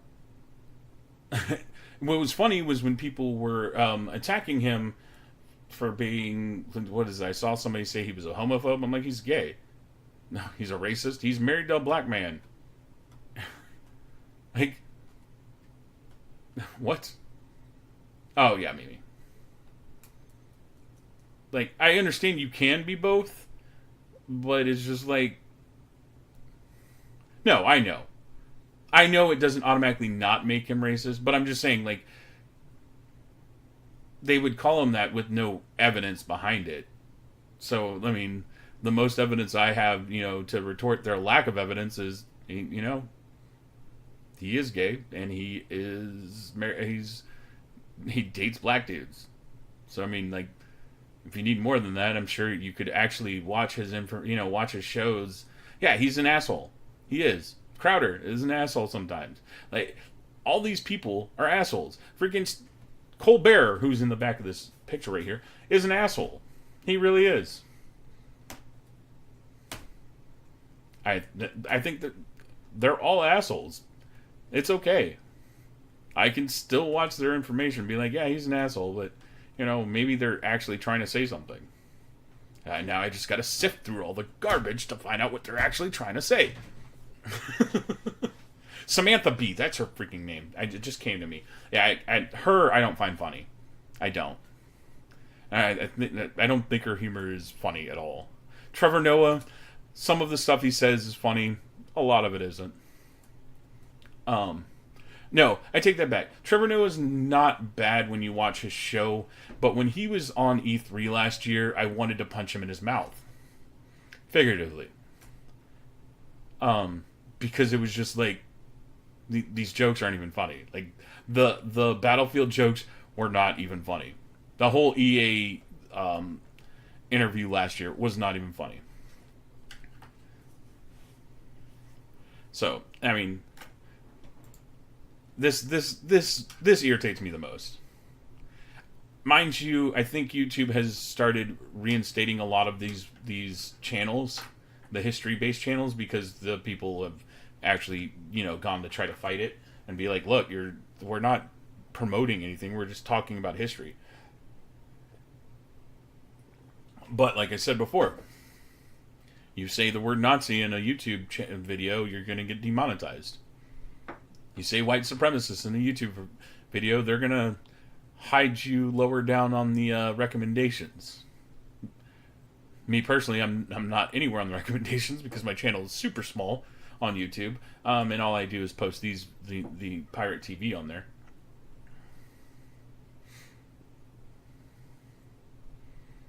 Yeah, it really is Waddle. Yes. Like this is what this whole video. This is from MIT Technology Review. This is what this whole article is about, Andy. YouTube announced new rules around hate speech on Wednesday that prohibit videos promoting Nazi ideology or denying the existence of the Holocaust or other well-documented violent events like the shooting at Sandy Hook. Thousands of channels are expected to be shut down, but now multiple teachers are claiming that videos uploaded to educate people about Nazi history have been deleted. No. Well, No, they haven't just removed videos about Hitler and Nazis. Yeah. They've removed videos. What is it? There's a couple. Who is it? There's a couple of like shooting channels for people who are like firearm experts or firearm review channels that have completely lost their partnership with YouTube. Some of them have been suspended. I mean, it's not just the people that Mazza wanted gone. It's a lot of different people. And mind you, like I said, some of them will get their channels back. Some of them will get their partnerships back. But, I mean, they sat and let an algorithm do it all for them instead of actually having people go and manually look at channels. And I think that if you're going to do that, and like I said, so I was talking about how if Mixer has every right to cancel my partnership, and they have every right to cancel my ability to make content here if I was to break TOS. They do. YouTube has every right to demonetize who they think don't follow the rules. The problem is that for a long time it felt like only one group of people were being demonetized. So then they started doing blanket demonetization. What's a subject you love to discuss? Me losing my partnership? Thanks, Buttsicle. Oh, and I mean, for the most part, Mixer's pretty fair on their enforcement. For the most part. Like I said, like there's certain things that I don't agree with, but I try to follow TOS. Like, I mean, Allie, your case was a little bit different. Twisted, what's up, man? How are you doing?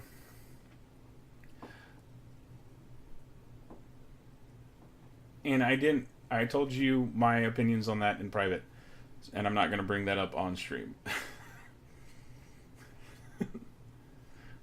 But, like I said, for the most part,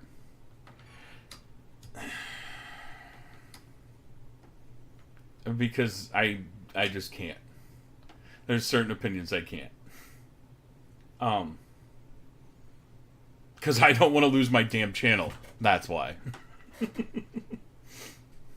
I like being on Mixer. Get the hell out of here. Somebody ban Ducky, please.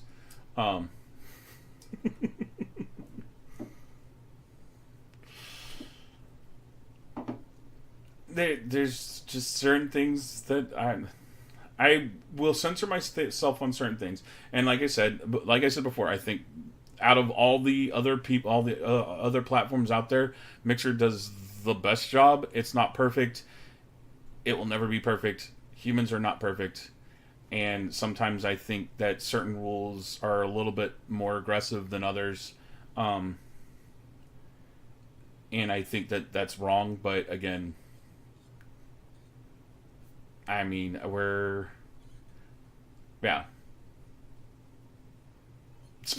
out of here, Andy. You're not perfect. You're a lovely individual, and I love you, but you're not perfect.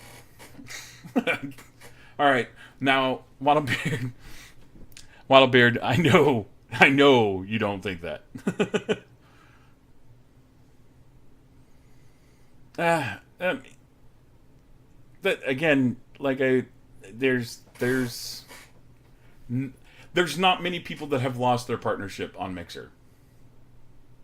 I'm putting that out. There's not many people that have lost their partnership. There have been more people to end their partnership from their side than there have been that have lost their partnership.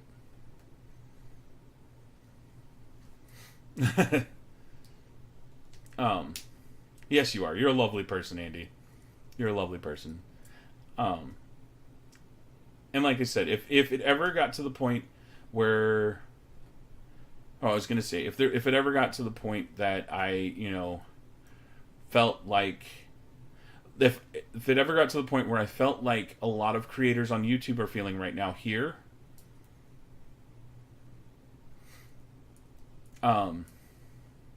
if a lot of people, if I ever felt like a lot of people on YouTube are feeling right now, a lot of the creators over there, I would probably find myself, I'd find myself going somewhere else. I'm just not there. I'm not. I know where I could go to, Andy, and I would gladly test the waters over there. I'm happy here. I really am. I enjoy Mixer. I enjoy, for the most part, the community here. I enjoy the people here. I enjoy that I can do and say a lot of things that I wouldn't be able to say or do on a place like YouTube or Facebook.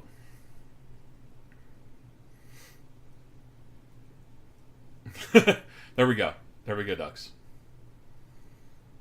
And I understand why a lot of people went to DLive, Andy. I do.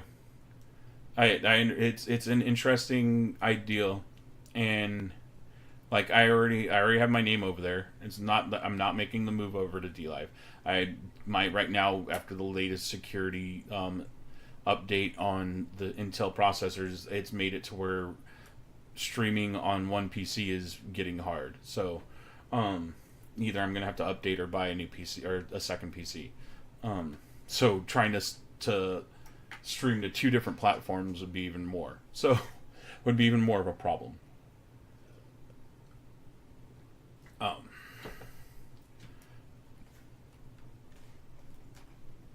So I mean, like I said, no place is going to be perfect. I'm not perfect. 99% of you aren't perfect. The ones that are perfect, y'all know who you are. Hi, Mom. Love you. Even my mom's not perfect. And I love her. Because she'll watch this later on YouTube. Where, you know, I'm never going to make money over there, so it's whatever. Ducky, please. I'm perfect and you're just jealous. I mean, I love you, Allie, but even you're not perfect. I'm far from perfect, believe me. Far from perfect. But I think YouTube is going about it the wrong way. I think they're bending to the will of the wrong people. I think they have a product that they can sell to advertisers a lot better than they are. But again, part of me feels like they did this last adpocalypse to make more money on their side. But eventually it's going to bite them in the ass. The creators are going to find other places to go. Creators are going to go somewhere else. Yeah, okay. What's your theoretical question, Ducks? Sorry, I got tired of seeing Hitler on my screen, so I moved him down.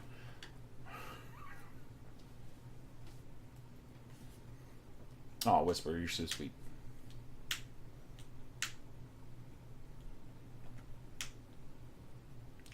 And also, mind you, I'm not part of the Punch a Nazi in a Face fan club.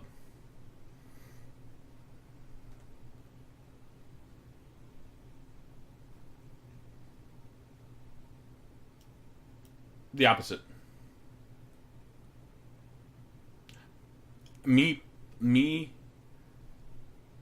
My preference is... Oh, dude, Andy, you do. Just make sure you just head over to my YouTube, man. They're all on there. They're all on there. There's a couple long ones. There's a couple 4-hour ones. This one's gonna be a 4-hour one.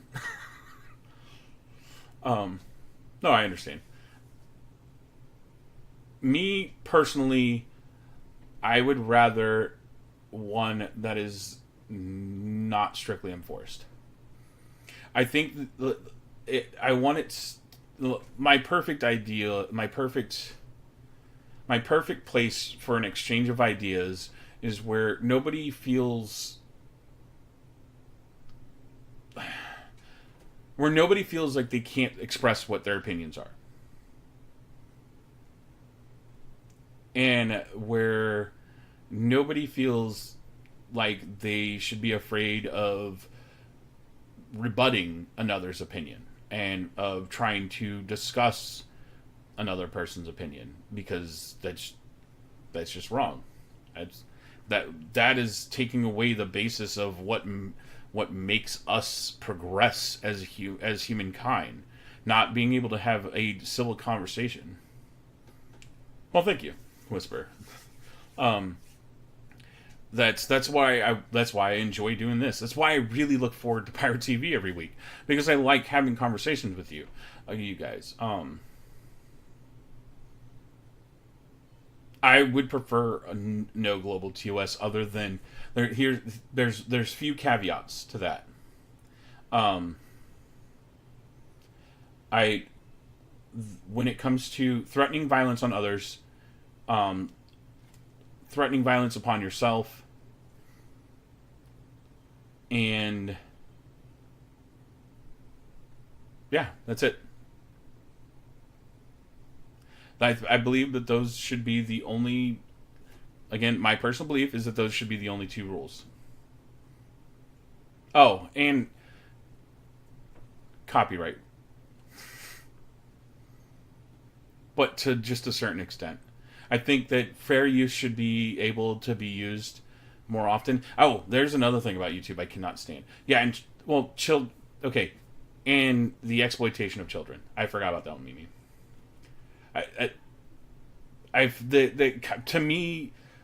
To me, violence upon others especially includes children. That's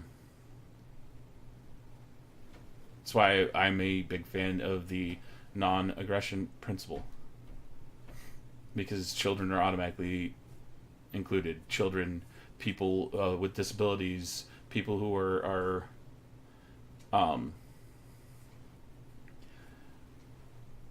victimized by others. It covers everybody. And so YouTube also has this thing. What was I going to talk about? Shoot, I totally forgot it. It popped in my head and then it disappeared.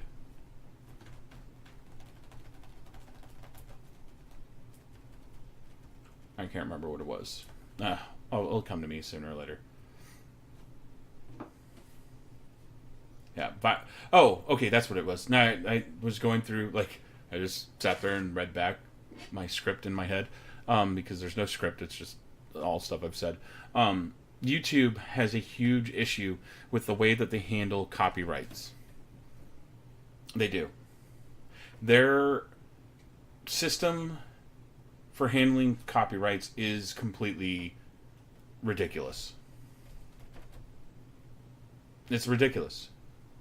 If I was to upload a video, say I was to upload a video of me talking about a movie, and I wanted to show a clip of that movie, just a clip, and I had it in the background here where this article is, or if I had it in the background here where this is all at, this background, and I was showing the video, stopping it, talking to you guys. And then all of a sudden, the company who produced that video, or the person that produced that video, or the musician who made the song, comes up on YouTube. This is what they do. All they have to do is say, "This is my copyrighted material," and then send it. And then all of a sudden, A, you lose monetization. B, you can have the video taken down, and it can't be shown. So, just because they said, "Oh, this is my stuff." The only way to fight against that, because you don't go talk to YouTube. YouTube isn't playing mediator for this. You have to go and talk to the person that made the copyright strike on you and say, "Hey, can you take down that copyright strike? It is fair use. It is me discussing your creation, to analyze it, to change, talk about it, to dissect it, and to disprove it." And then you have to wait to see if they say, "Okay, yeah," because they realize it's a false copyright claim. But it takes 30 days for it to go through. Like, that's ridiculous. If you're going to have a system that allows the copyright holders to claim the money off of your video, the ad revenue off that video, you need to play mediator. You need, as the platform, need to play mediator to realize whether their copyright claim is legit or not. It shouldn't be me directly talking to the person complaining that I'm using their video.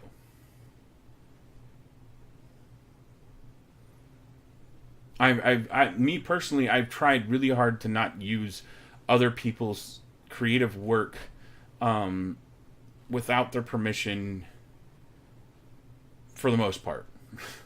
There are some issues with internet radio that I have that I want to see changed. Again, I want laws to catch up with technology so that I could get a license from the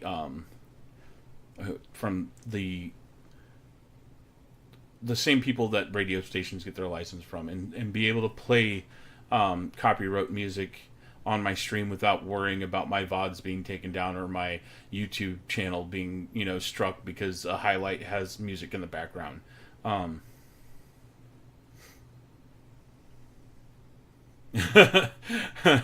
Andy, I've told you, man. I've told you. Gladly give you a piece of what I'm making, which is about 5 cents. I will send you a 5-cent check every month. A penny saved is a penny earned. Yeah, it's true.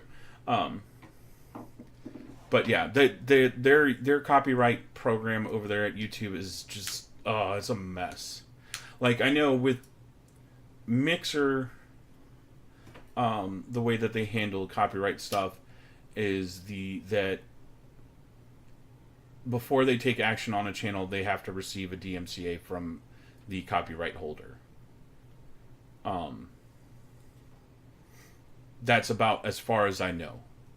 I don't know if we would have a chance, if I was to have a chance to say, well, I was, if I was doing this show, if I was doing PieRat TV and I was trying to talk about a video and somebody came to Mixer and was like, hey, he used my video and I didn't give him permission, but if I was using it as a way to talk about what's going on in this video and how I disagree with it, I would hopefully be protected under fair use, because it's me making, I'm changing the work.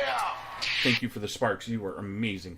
I'm hoping that I would be protected by fair use, but I don't know how that process would go, whether I would lose my VOD or not. Thankfully, I download and record. I download every episode of PieRat TV, so I may have that. But when there's music playing on stream, I'm okay with them taking down my freaking VOD, because I understand, as the current laws are, I'm kind of screwed either if I do or I don't. So it doesn't bother me. Like I said, if the laws want to catch up with the technology and the laws want to say, hey, we will offer streamers the chance to purchase a license to play copyrighted music, then I'd hop on it. I would hop on that in a second. I would go and get a radio license. Why not? It adds to my stream to have music playing. But then I'd probably have to display it somewhere. No. ASCAP does not cover live streams, Andy. I've looked really hard into it, because I was half tempted to pay for.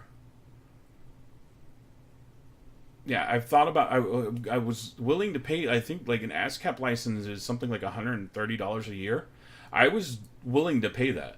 I was going to go and purchase it, but then I realized, and I looked into it further, that the ASCAP license doesn't cover live streams, because it's not been made to that way. Because we wouldn't be really an internet radio station, because they do have a license for internet radio stations. They do have a license for a website that is hosting a jukebox thing. You know, they have those style licenses, but they don't have a one that would cover this. And I want them to. I would love for them to do it. I'm not 100% sure it would, though. Because what they could claim is because it's in a VOD and it was live streamed, I was using it on a live stream, which I don't have the license for. I only have the license for videos that I'd made. Like, it's a weird loophole that I'm sure they would attack, because it's just, let's be honest, they're record labels and that's what they do. They like loopholes. So I want them to figure out, I want them to get to the point where live streaming is enough of a source that they could, I don't have a problem with greedy artists, though. I don't have to support them. That's my thing. That's why I've never gone to see Metallica in concert.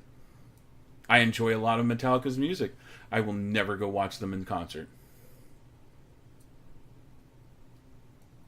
And that's all something that happened from back when we were in high school. Yep. Damn straight I am, Andy. I would definitely come see you, Mina. I'm still mad at Lars for Napster. I really am. I'm not going to lie about that. I don't believe that they... I believe that...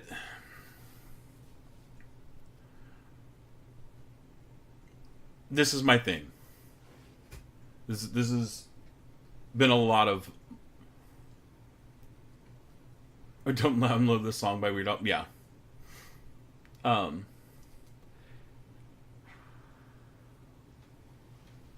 Sorry, my dog is over there breathing heavily on the bed.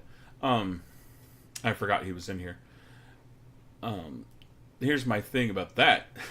Like, we're getting off into a tangent, but I'm okay with this. My thing about the whole Napster issue is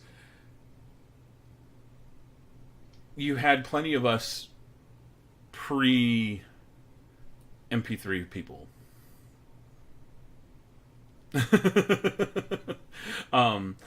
You had plenty of us people pre iPod, pre Zune, which the Zune was the better product.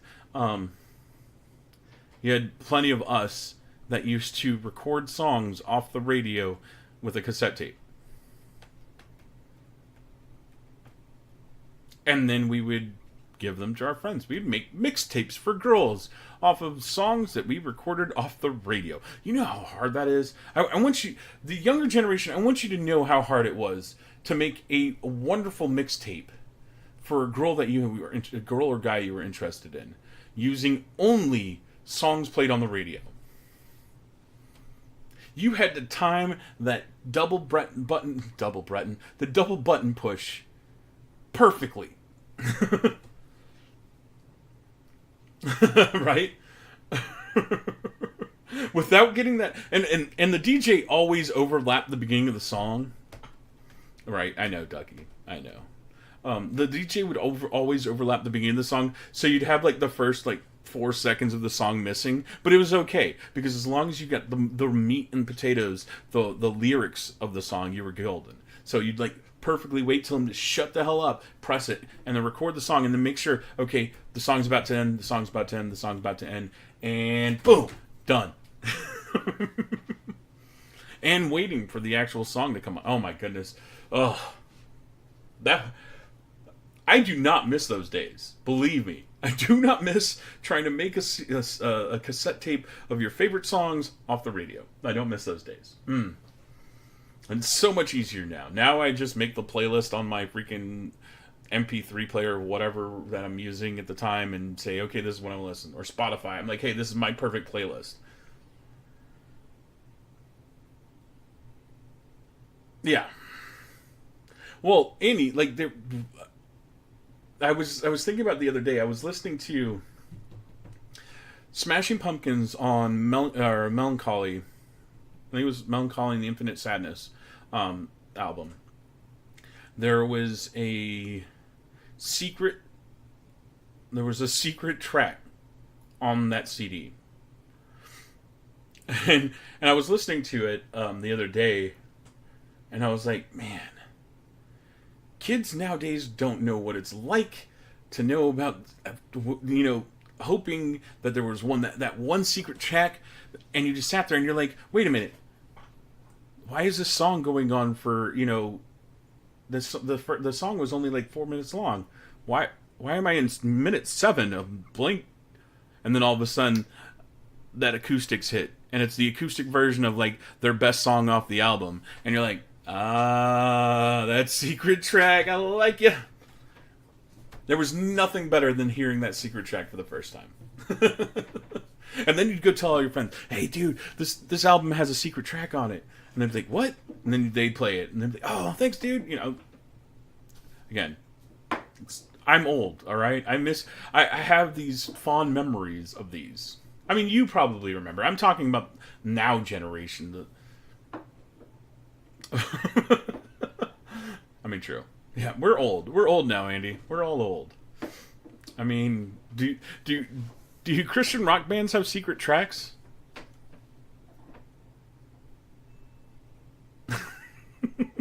Only the best ones. Creed? They're Christian rock, right?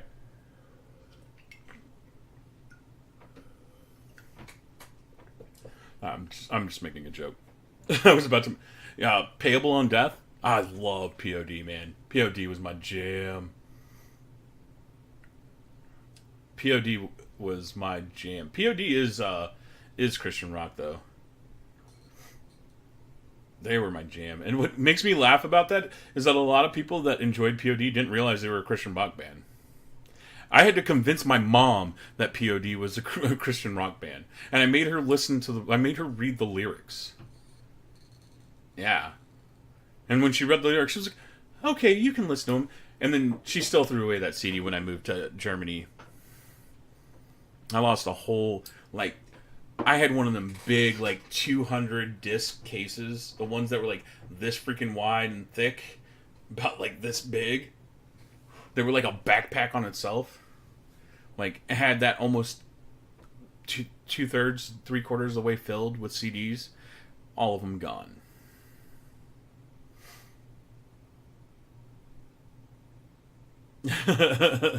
No, you're not showing your age. But this is why I've already came to the conclusion I'm never going to make money off YouTube. That their algorithms would never let Pirate TV get anywhere. They would never be able to be monetized. I do remember 8-Tracks, Mina. I do remember 8-Tracks. Really? That's interesting, Dux. I enjoyed Skillet. Skillet wasn't bad.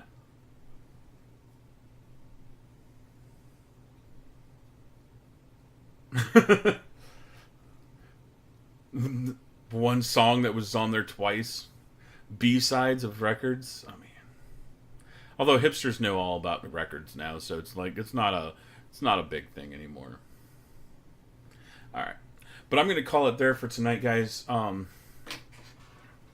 Dude, if Blaze wants to give me a show on their website, I would not be against it. Wouldn't. If Young Turks wants to send me an invite, all right, but they're just going to know that I'm not going to agree with anything they say, ever. But yeah, so. I'm not big enough yet for Mr. Ben Shapiro to even notice me. So it's hey. Maybe the roaming millennial would notice me, but not Mr. Ben Shapiro.